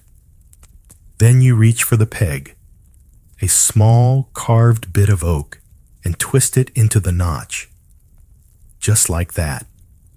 The world stays out. No glass, no curtain, no alarm. Just wood on wood, fitted tightly enough to keep out both wind and watching eyes. You pause for a moment in the dim, looking at the faint glow where the shutter meets the wall. It doesn't seal perfectly. Of course not, but it's good enough. You know from experience that a good shutter keeps more than just the cold outside. It muffles sound. It blocks moonlight that might reveal movement inside. It says, without words, that this house is closed for the night. You go from window to window, each one small, each shutter different. One creaks more than the others. One needs an extra push. They're not symmetrical. They're not stylish, but they are trustworthy. You latch each one, twisting the peg, hearing that soft click of resistance. The house tightens. The walls grow quieter, as if everything is settling its shoulders, bracing gently for the dark. Outside, you hear it. Someone else across the way doing the same. Their shutter thuds shut, followed by the gentle rasp of a latch. Another neighbor, perhaps, or just the wind fooling your ears. Hard to tell. Either way, the village is closing in on itself, folding up like a hedgehog curling against the chill. And yet you don't feel alone. That's the strange part. Each closing shutter feels like a signal passed hand to hand, a silent, "I'm here," a communal gesture. We may all shut ourselves in, but we do it together. In the cities, homes are stacked tight, shutters are lined like teeth along the street, and the sound of them closing echoes like a prayer. In the countryside, where homes are spaced further, you still hear them. Through the trees, across the fields, that final thud, that last lock of wood. Historians still argue whether these shuttered windows were security or symbolism. Some say it was more about keeping heat in. Others say the real purpose was psychological. If you can't see in, you don't try to enter. Either way, they worked. You return to your cot. The shutters now closed. The room feels smaller, but not in a bad way. It feels wrapped, tucked in, like someone drew a blanket over the house itself. You light a candle and watch the flame dance, its light no longer competing with the outside world. This is your space now. The shutters have drawn the line. You glance at the wall above the shutter. A bundle of dried herbs hangs there. Marjoram, maybe, or mugwort. A charm, possibly, or just habit. Either way, it watches over the room with quiet authority. You blow out the candle. The dark is soft now, not empty. Your eyes adjust, and you see the faint lines of furniture, the gentle glow from the banked fire. And you know, no one is looking in. No shadows will stretch across your floor. No cold will creep in unnoticed, because the shutters are closed, and the night is yours. You crouch by the door again, not to latch it, but to lock it. Not with a key, not with a tumbling brass mechanism, but with a hook, a wedge, and a quiet confidence in the cleverness of simple things. You slide the iron hook into its ring on the inside of the door. It's curved just so, hand-forged years ago by someone who understood tension. You test it, give the door a nudge. It holds. Then you reach for the small stick of ash wood leaning beside the frame. You wedge it firmly between the door and the floor, just beneath the hook's arc. Now the door doesn't budge. Not inward, not outward, not at all. There, locked. You sit back on your heels for a moment, resting your hands on your knees, and marvel, not for the first time, at how security doesn't have to be complicated. A clever mind and the right piece of wood can keep more trouble out than all the ironwork in the world. Medieval locks were like that. Practical, local, human. Some were made of wood alone, rotating bars that dropped into slots, spring-loaded pegs that clicked when turned. Others, for those with more coin, had keys, simple ones, large and clumsy by today's standards, but beautiful in their honesty. You turned them with 2 fingers. They spoke to you in clicks and resistance. But most people did what you're doing now. Hook and wedge, or they'd lay a broom across the door, stretch a rope loop from wall to handle, even hang a bell by string so it clinked when the door creaked.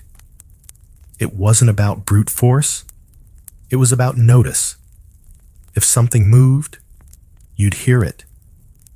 If something shifted, you'd know. Historians still debate how much security these locks actually provided. In a world where force could splinter doors and windows didn't have glass, how much good could a hook and stick do? But that misses the point.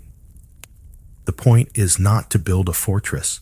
The point is to build friction, to make entry loud, awkward, obvious. A well-placed hook might not stop a battering ram, but it might buy you a few seconds, might wake the dog, might wake you. You reach for the string beside the door and give it a gentle tug. The loop tightens. Another little trick. If someone manages to lift the hook from outside, the string will pull loose and ring the small bell you've hidden in the corner. It's not much, but it's enough. You run your finger along the edge of the doorframe. The wood is scarred, grooved from generations of hooks sliding, sticks wedging, ropes tightening.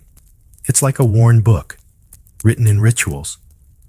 And each notch says, "We were here, and we took care." You lean back, satisfied. The room behind you is dim now. The shutters are closed.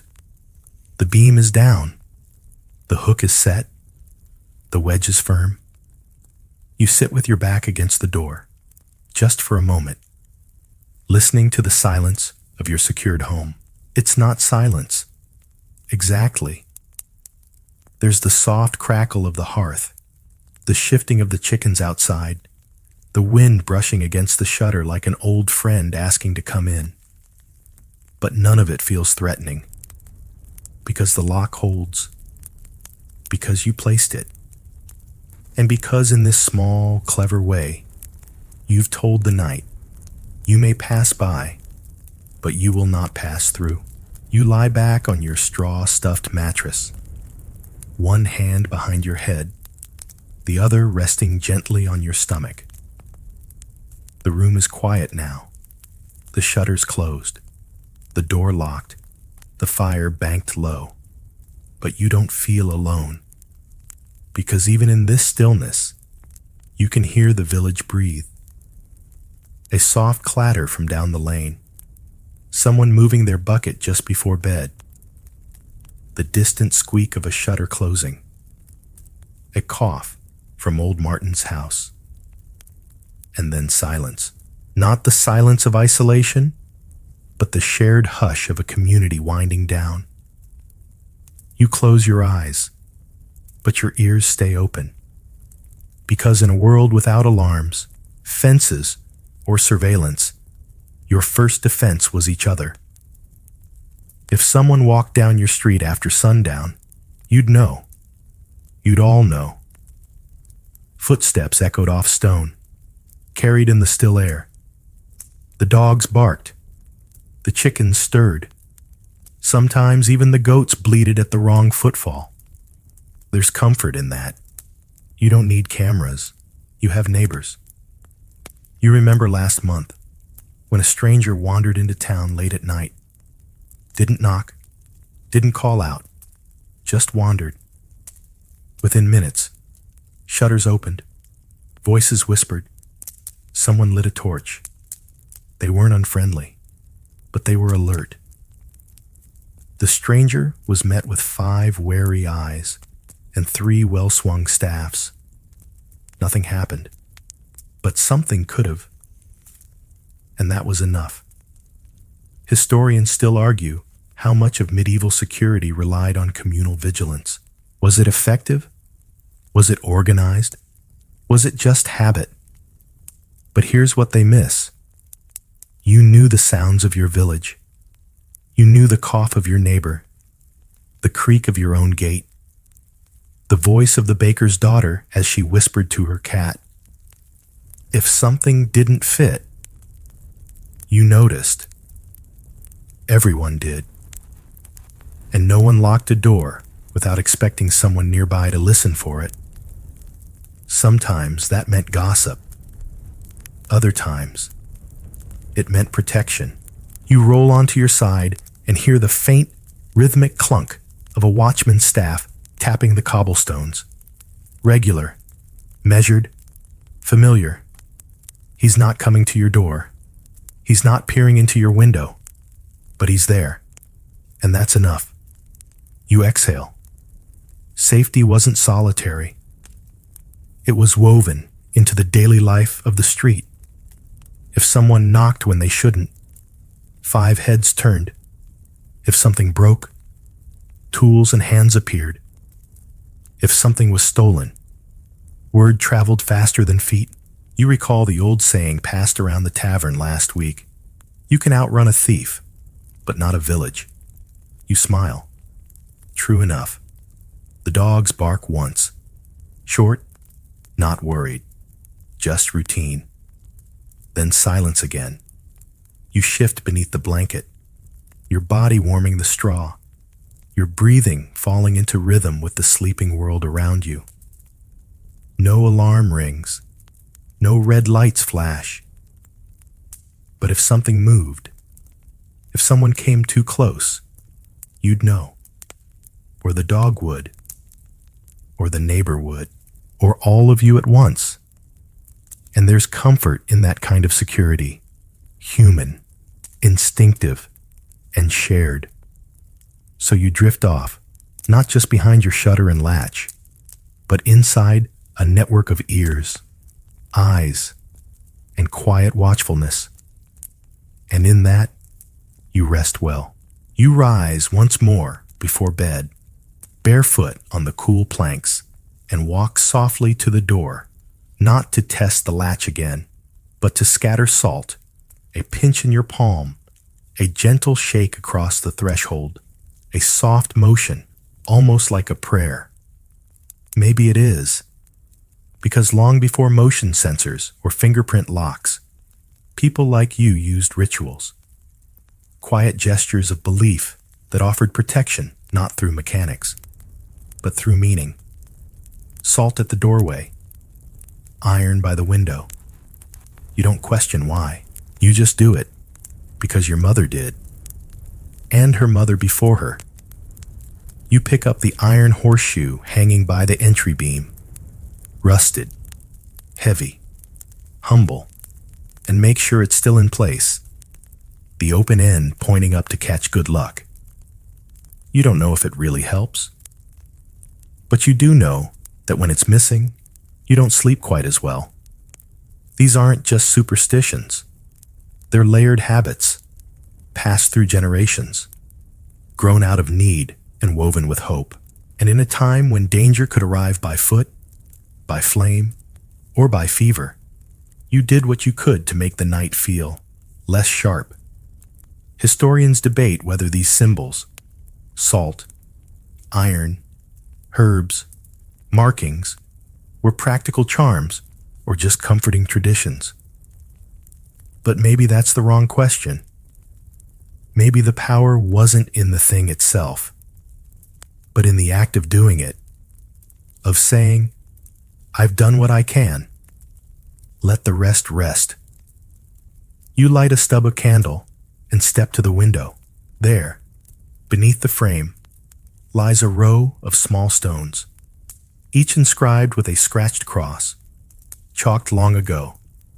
You brush your fingers over them and leave them be. Some nights, you hang a small bag of lavender over the bed frame. Other times, rosemary tied with red thread. Once, during a storm, you placed a pair of scissors under the pillow, blades open, facing away from the door. Why? Because someone told you once that evil walks in straight lines, and sharp things confuse it. You don't need to believe it fully. You just need to believe it enough. You turn from the window and touch the lintel above the door, carved, faint, but still legible. A few letters, a date, a quiet plea. Sometimes you pray, not loudly, not with words, but with the motion of your hand across the frame, the mutter under your breath. The candle snuffed just right, because even now, after the door is barred and the dog is curled and the fire is banked, you know that safety isn't just a matter of bolts. It's layers. It's belief. It's the weight of doing all the little things that signal to your soul, I've made it as safe as I can, and you feel it settle inside you as you lay back down. The salt on the sill, the iron by the window, the stitch of red thread on the wall. Maybe no one else would notice, but you do, and it's enough. You shift beneath the blanket, curling your knees a little closer to your chest. Something shifts beside you. A warm body, a low, contented grunt. Then the soft tap of claws on floorboards. The dog is awake. Not for long, just enough to check on the small sound you made, to flick his ears toward the door, and to sniff once in your direction. Then he settles again, chin on paws, breathing heavy and rhythmic. Your early warning system, not sleek, not silent, but deeply effective. In a medieval home, dogs weren't just companions.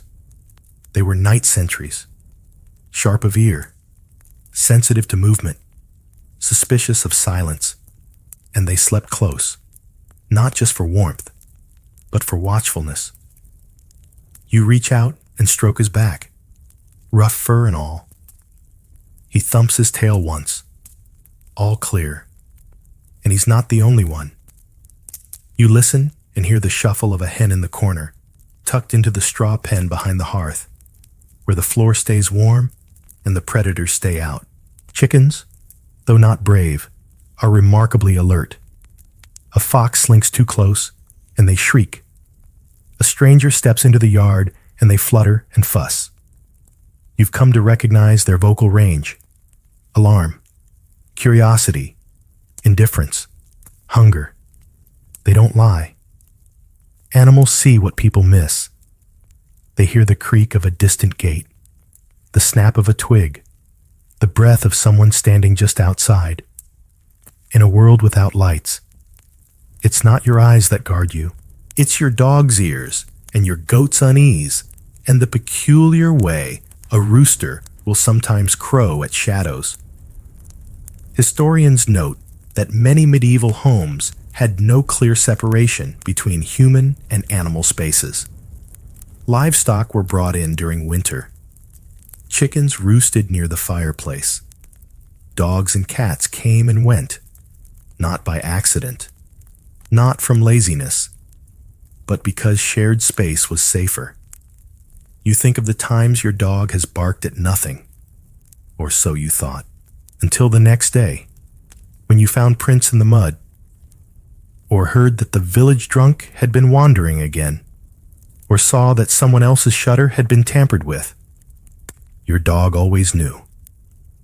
He sleeps now with one ear cocked upward, even in dreams. One eye, half-lidded, ready to snap open. His body may rest, but his duty never does. And in return, you feed him from your bowl. You let him near the fire. You scratch the spot behind his ears, because you know he keeps you safe while you sleep. You shift again, and he sighs, a long, groaning exhale that settles like a lullaby in your chest. The chickens rustle once. The goat outside clinks her tether against the post and then stills. The house listens. The animals listen. And through them, you rest. No alarm needs setting. No code needs punching. You've got a dog at your feet. Hens behind the hearth. In a house that stirs when it needs to. You close your eyes again and know, if anything comes close tonight, you won't be the first to hear it. The floor creaks beneath your foot as you rise. Just one soft groan from the timber, but enough to remind you, this house remembers everything. You shift your weight, listening. Another creak, a higher pitch this time. You take one step, then another. Each board has its own voice. A quiet conversation of joints and grain and centuries of footsteps. And this, too, is protection. Because in the medieval home, floors and doors weren't silent. They weren't meant to be. Silence was suspicious. Creaks, groans, rattles.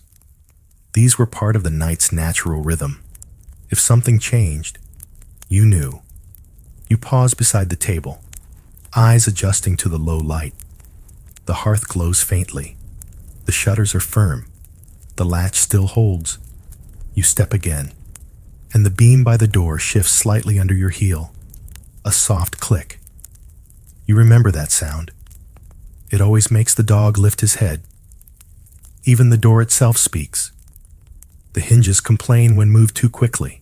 The latch thuds in a particular way when jostled from outside. And if someone tried to lift the hook with a stick, well, the door would hum. A quiet vibration in the frame. You'd feel it before you'd hear it. This house is not modern. It doesn't hide its mechanics. It whispers through its imperfections, and that whisper keeps you safe. You recall the way your grandfather used to say it. A good house groans at the right time. Not poetic, perhaps, but practical. Historians sometimes overlook this, the subtle architecture of sound. The fact that a slightly loose beam or a worn hinge wasn't always a flaw.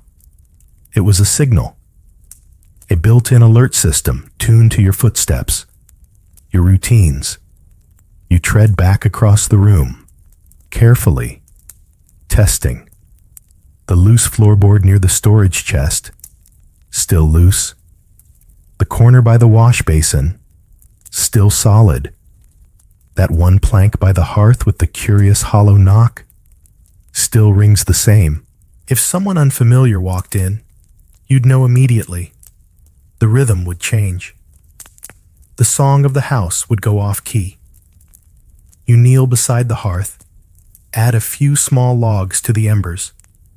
Not enough to light the room, just enough to keep the chill back. The kindling pops, the room flickers, then stillness, and you listen. Creaks settle, wood relaxes, even the old rafters, high above, shift and sigh like sleeping bones. You smile faintly. This house is old, crooked, drafty, but it tells you everything you need to know. You walk slowly back to bed, avoiding the plank near the dog's tail so he doesn't stir. You lie down, blanket drawn, one hand resting across your chest. Outside, the night holds its breath. Inside, your house keeps watch. With every groan, every squeak, every sigh of timber, it speaks to you. And you, half asleep, fully secure, speak back, simply by listening. You lie back down, eyes half lidded, and stare at the low ceiling. On the other side of that wall, just a few feet of timber and wattle, your neighbor shifts in his bed. You hear it, the familiar creak of his straw mattress, the little cough he always makes before settling. And though you don't speak, you know he's there. Because your homes share walls, not by chance, but by design. In medieval towns and close-knit hamlets, houses often leaned into each other, terraced like teeth, or arranged in horseshoes around a common green. Space was scarce. Wood was precious. But more than that, closeness meant safety. You think about it as you listen. If someone opened your neighbor's door, you'd hear it. If someone broke a shutter, the sound would ripple through the row like a thrown stone in a still pond. It wouldn't matter if they came for you or not. Everyone would wake. Security wasn't a moat. It was a community. You weren't alone, even when the door was locked and the shutters drawn. You glance at the adjoining wall. In summer, you can hear the babies cry through it. In winter, the clatter of their cooking pots. Sometimes, if you're both quiet, you can hear them breathe. That closeness, it's not a flaw. It's a feature. Historians sometimes describe these homes as crowded, cramped, even chaotic. And they weren't wrong, but what those books forget is how that very closeness built vigilance. Every sound was amplified. Every step had witnesses. You couldn't sneak through a street like this. Even a thief had to whisper. You roll over, listening now, not to your own house, but to theirs. You hear the wind nudge their shutter. You hear a faint sneeze. You smile, because if someone tried to enter your home tonight, they'd have to walk past half the village, past windows with ears, doors with dogs, neighbors with ears sharper than scents. You remember last spring, when a traveling merchant wandered into the village unannounced? He meant no harm, just took a wrong path. But he tried to open the wrong door. And before his hand even touched the latch, 4 voices called out from different houses. The merchant had never seen a town wake up so fast. And now, neither will you forget it. You pull your blanket higher and feel the wall's faint warmth against your shoulder. On the other side, your neighbor shifts again, maybe dreaming, maybe simply adjusting his leg. Doesn't matter. He's there. So you sleep, not just behind your door, but beside another, and another, and another. A row of homes, like a row of shields, each one watching the others. Each one saying, if something comes tonight, we'll hear it. We'll feel it. We'll answer. You close your eyes and rest in the safety of walls that aren't yours alone. The wind rattles faintly outside, shaking a few loose slates on the neighbor's roof. You don't move. You know that sound. It's familiar, harmless, woven into the fabric of your nights. But then, something else. A tap. Not loud, not fast, just deliberate. Tap, tap, tap. You open your eyes, not in fear, but in readiness, because you've heard that sound before. Not from danger, but from the watchman's staff. A rhythmic knock on cobblestone, signaling his passage through the sleeping village. You picture him now, wrapped in a heavy cloak, lantern swinging from his hand, eyes sweeping over shuttered windows and quiet corners. One man, one light, one routine. No whistles, no sirens, just tap, tap, tap. A medieval village didn't need alarms blaring through the streets. It had feet, hands, wooden staffs, a voice that could carry in the quiet. And above all, it had consistency. That gentle sound, every hour on the hour, was more than presence. It was promise. You sit up slightly, just enough to peek through a knothole in the shutter. There, flickering light, bobbing like a lazy star. The watchman. His lantern glows orange against the dark, bouncing as he moves. He doesn't stop.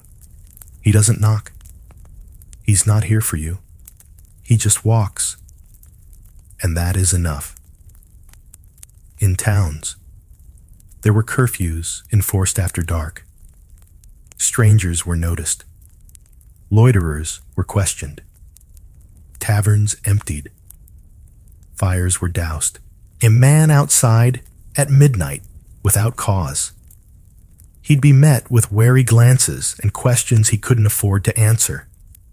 Some cities even had night horns, great curved instruments mounted at watchtowers, used to signal danger. 1 blast for fire, 2 for fight, 3 if the gates had been breached. You've only heard it once, years ago. It still echoes in your memory like thunder trapped in brass.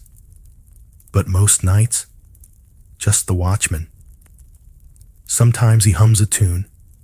Sometimes he mutters to himself. Once, he tapped out the rhythm of a song on his staff, and the whole street chuckled in their beds. You've never spoken to him, but he knows you. He knows your door, your dog, your crooked shutter. You've seen him pause to look at a window left ajar, to nudge a loose latch, to fix a sagging torch bracket. He's part of the architecture of your night. Historians debate how formal these patrols really were. Were they paid? Voluntary? Were they reliable? But you know this. He's out there, and that makes the difference. Because if something stirred tonight, if a shadow darted through the alley or a horse bolted free, he'd be there first. Or close enough. You lie back down. Tap, tap, tap. The sound grows fainter as he turns the corner. Somewhere else. Another watchman picks up the rhythm, and the village sleeps. Not blindly, not naively, but watched over. And that, in a world without blinking lights or surveillance cameras, is more than enough. You sit up briefly to stir the fire, coaxing it back from its quiet glow into a low, steady ember. Not enough to light the room, just enough to keep the chill at bay, and to cast that faint orange flicker on the walls, like the heartbeat of the home. Then you return to bed, lying still, watching the ember's pulse fade and brighten.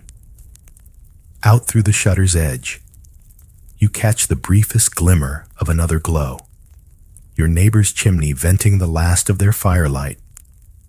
It's not much, but it's strategic, because in the medieval night, light and dark weren't just ambiance, they were defense. You glance toward the hallway and the small clay lantern resting by the door. It's unlit now, but filled with tallow from the last rendering. If needed, you could light it in seconds. But for now, darkness is your ally. Too much light draws attention. Too little makes you clumsy.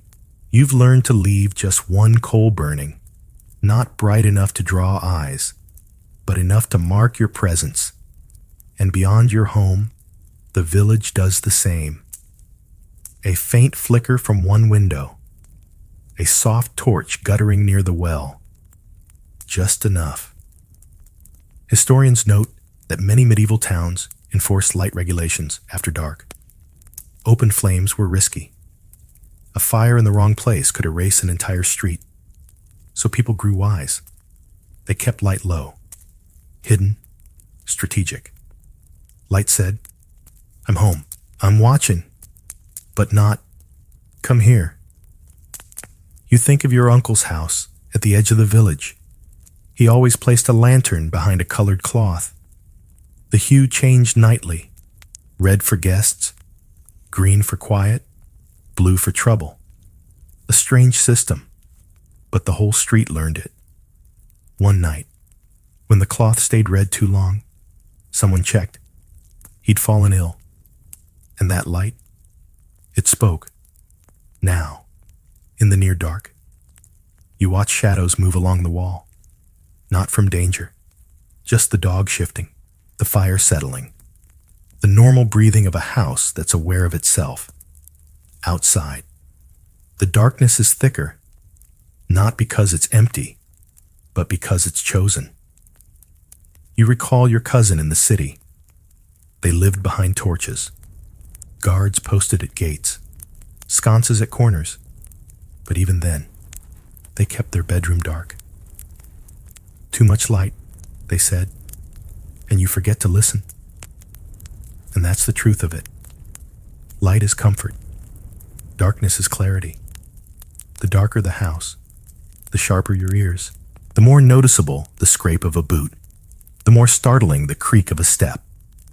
Even the dog seems more alert when the room is dim. You breathe slowly, eyes adjusting to the rhythm of flicker and shadow. The fire is low, but not out. A signal to yourself, your animals, and maybe even your neighbors. All is well. We are here. The house is still awake, just barely. And in this soft balance, this curated dusk between flame and night, you feel safest of all. You close your eyes and let the darkness guard you. Your fingers fumble in the dark, reaching for the small loop of cord tied to the door's inner latch. You give it a gentle tug, not enough to move anything, just to feel the tension, the readiness of it. Still tight, still holding. This isn't a rope meant to lift or pull. It's a signal, a trip line, a messenger in the night. In some homes, this cord connects to a small bell tucked behind the doorframe. In others, it stretches to a secondary beam, braced just so. If the door moves while you sleep, even a crack, the line pulls taut, the bell jingles, the latch jolts. You feel it, even before your mind registers what's wrong. Your body will know.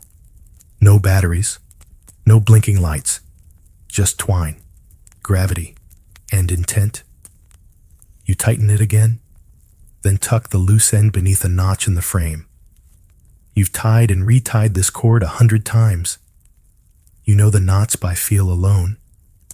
They're part of your nightly rhythm now, and you wouldn't dream of sleeping without them.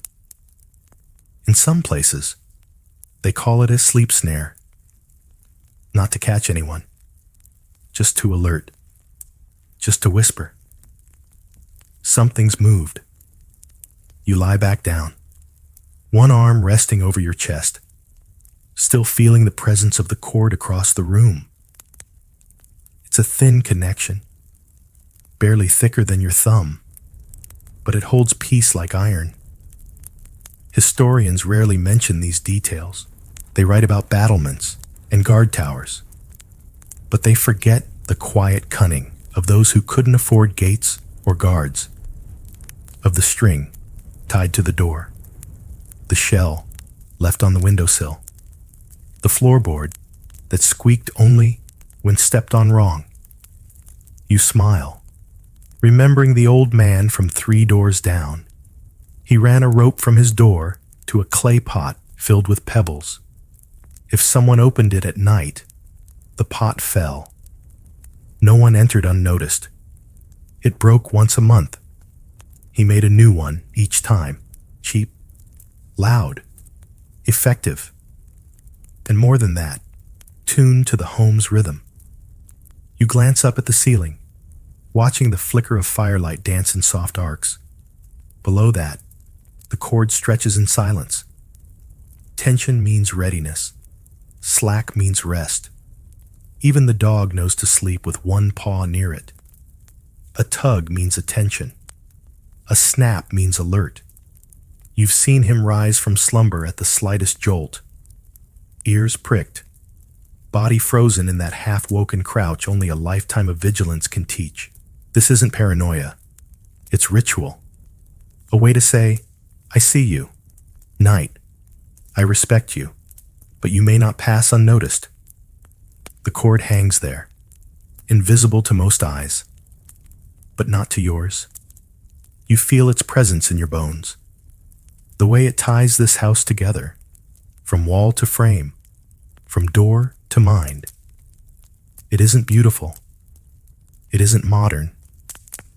But like the beam across the door, the iron latch, the creaky boards, and the watchful eyes of your neighbors, it works. You let out a long breath, slow and steady. If someone comes tonight, the cord will know. And through it, so will you. You turn your head slightly on the pillow, eyes drifting toward the far wall, just where the window slit cuts a thin vertical shadow into the night. It's narrow, barely wide enough to pass a hand through. And that's exactly the point. Windows, if you could even call them that, weren't made for looking out. They were made to keep things out.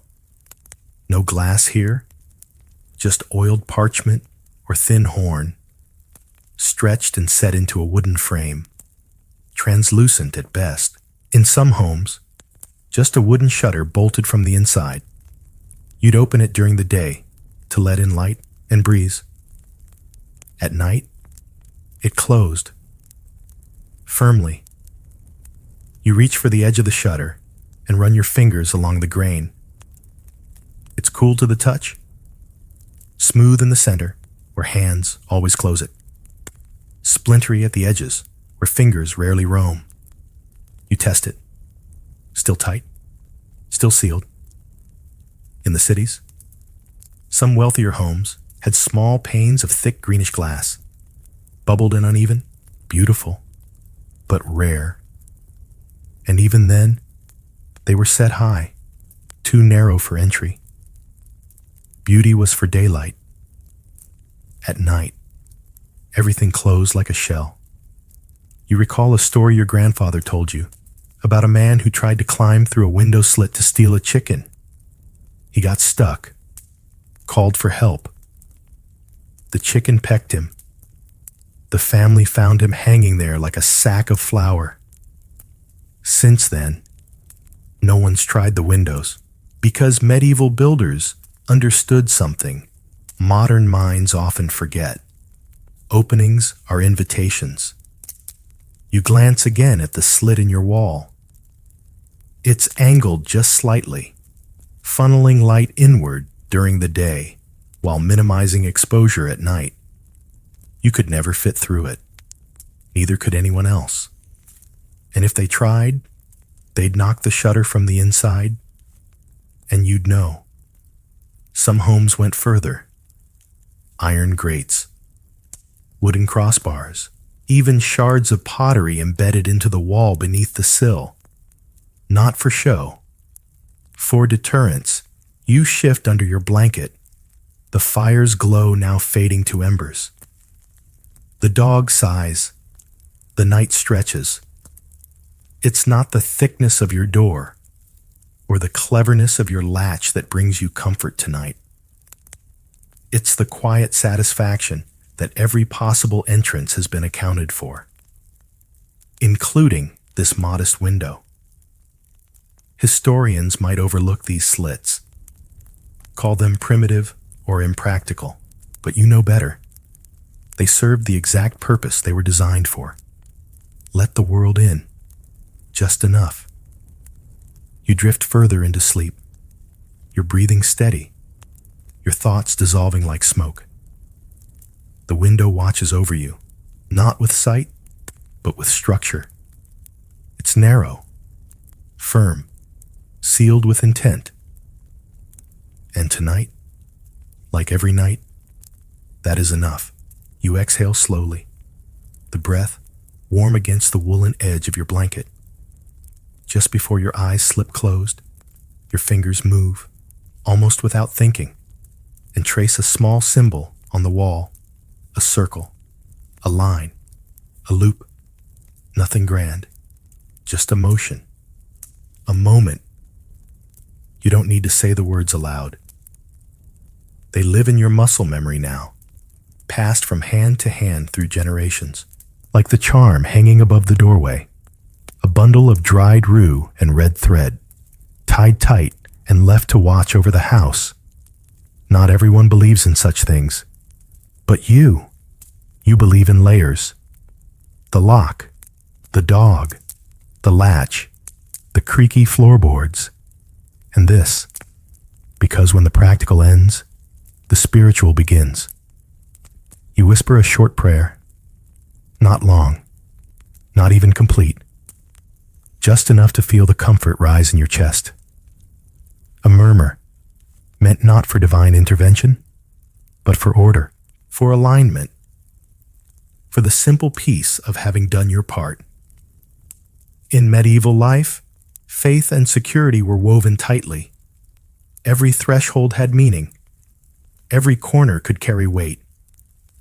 The shape of a cross traced on a door, a charm tucked into the beams, a psalm etched in charcoal above the fireplace.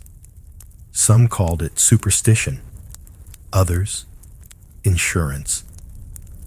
Historians still debate how deeply people truly believed in protective rituals, but whether they believed or not, they acted because in a world of unseen threats, both natural and supernatural, ritual gave shape to fear. And so, you followed suit. You once hung a piece of iron at the foot of the bed. Someone said it kept spirits away. You left bread out on certain nights, not for anyone in particular, but just in case. And in spring, you buried a sliver of quartz in the garden soil to keep the crops honest. Tonight, above your bed, hangs a small wooden token, carved into it, a bird, a circle, a star. It was a gift. You don't remember what each shape means, but you remember the look in the giver's eyes. It keeps watch while you sleep. You believe that. You turn to your side, facing the wall. The fire has nearly died now. Only a faint glow remains. The shutters hold. The cord is quiet. The latch, unmoved. And in this last flicker of wakefulness, you offer your silence as another kind of protection, a pact, a surrender, not to fear, but to trust. Trust in habit, in memory, in the slow, quiet rituals that say, you are not alone. Your hand rests near the dried herb bundle. Its scent is faint now, faded over the months, but still familiar, still sharp in a certain light. You close your eyes and let the old symbols settle into the dark, salt at the threshold, iron by the bed, a prayer whispered backward, a house made not only of wood and stone, but of intention. And you, a part of it all. You're not sure what woke you. Not a noise, exactly. More like a shift in the silence, the kind you don't hear, but feel. Your eyes open just enough to scan the room. Darkness, unchanged. The coals in the hearth have cooled into soft red stars. The dog at your feet doesn't stir, but his ears twitch once. A confirmation. You weren't imagining it. You listen. The creak comes again. Faint, high-pitched, not where it should be. Not one of your boards, not one of your doors. And yet, it isn't panic that washes over you. It's a kind of alertness you've known all your life. A feeling bred into every child raised behind latches and thatch. If someone comes, you'll know. You slide your hand slowly across the floor. Your fingertips find the hooked stick you keep by the bed. not a weapon, a tool, part of the pattern. Then you pause, wait, and hear nothing. No footsteps, no latch, no stirring of hens, no rattle of pebbles or snap of cord, no warning from the dog beyond that single ear flick. The house is holding. You lie back, but your mind remains alert, trained, listening not for chaos, but for disruption. You know the sound of safety. It's not total silence. It's the soft wheeze of the fire's last breath, the occasional roll of the dog, the low creak of a beam settling, a mouse scratching in the corner. If anything else entered the pattern, you'd feel it. Medieval life wasn't about fearlessness. It was about attunement. No flashing systems or sirens. Just the rhythm of your own space. The familiarity of place so deep. It spoke to you in changes. Historians try to quantify security in walls, in locks, in measured force. But you know it lives between sounds, in the way your body notices what doesn't belong. You settle again, but now your eyes are open, not wide, just watchful. A part of you always is. And maybe that's why people slept lighter back then. Not from anxiety, from connection, from knowing that survival wasn't about heavy walls. It was about knowing the language of the house. Tonight, it speaks clearly.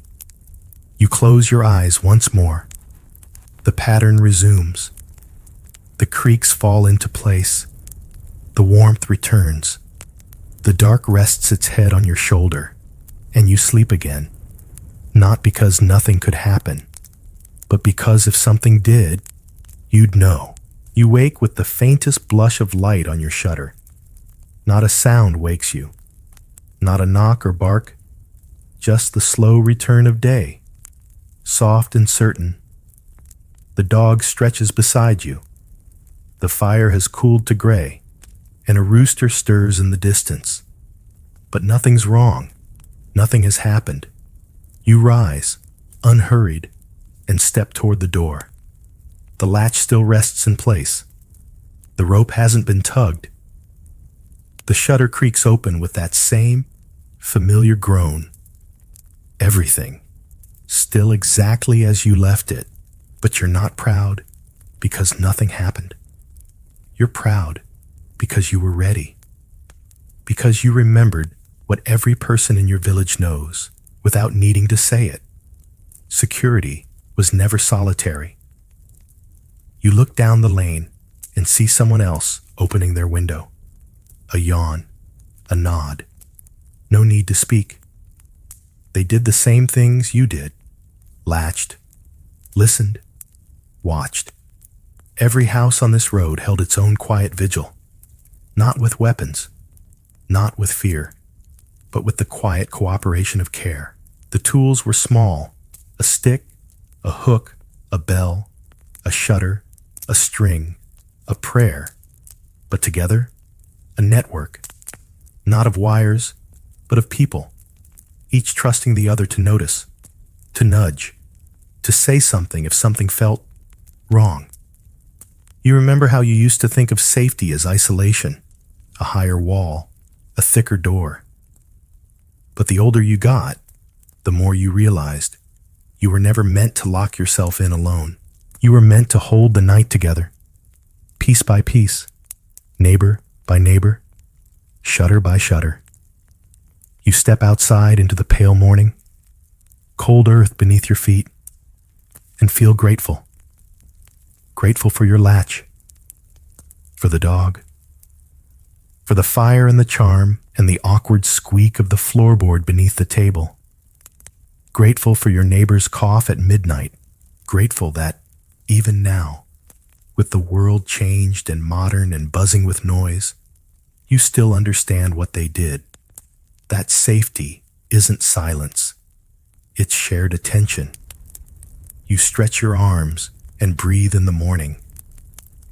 And as the village yawns and opens its shutters one by one, you smile. No one locked a door alone. And that, more than anything, is why you slept well now. As your breath grows slower and your eyes begin to soften at the edges, let the quiet of that medieval night linger with you a little longer. Let the latch slide back into place. Let the fire shrink to an ember. Let the dog curl back beside you and sigh into sleep. The shutters are closed. The door is barred. The cord is tied. Still and watchful, you are not alone. Outside, a world stirs with moonlight and stories and the occasional creak of old wood. But inside, your house holds you like a whisper. Your neighbors' homes breathe beside yours, close and steady. The chickens have hushed. The wind has gentled. And every charm, every hook, every thoughtful hand that prepared this night has played its part. There is no need to fear what the dark holds, because you've done what they did, what generations have done. When the sun slips away and the world grows quiet, you've made a space that listens, that watches, that rests. And now, you do too. No alarms, no blinking lights, just the simple strength of shutters closed, latches fastened, and a village stitched together by shared sleep. So let your breath grow deeper. Let your muscles melt into stillness. Let the night carry you gently, because the watchman walks, because the rope still holds, because your home remembers how to rest. And now, so do you.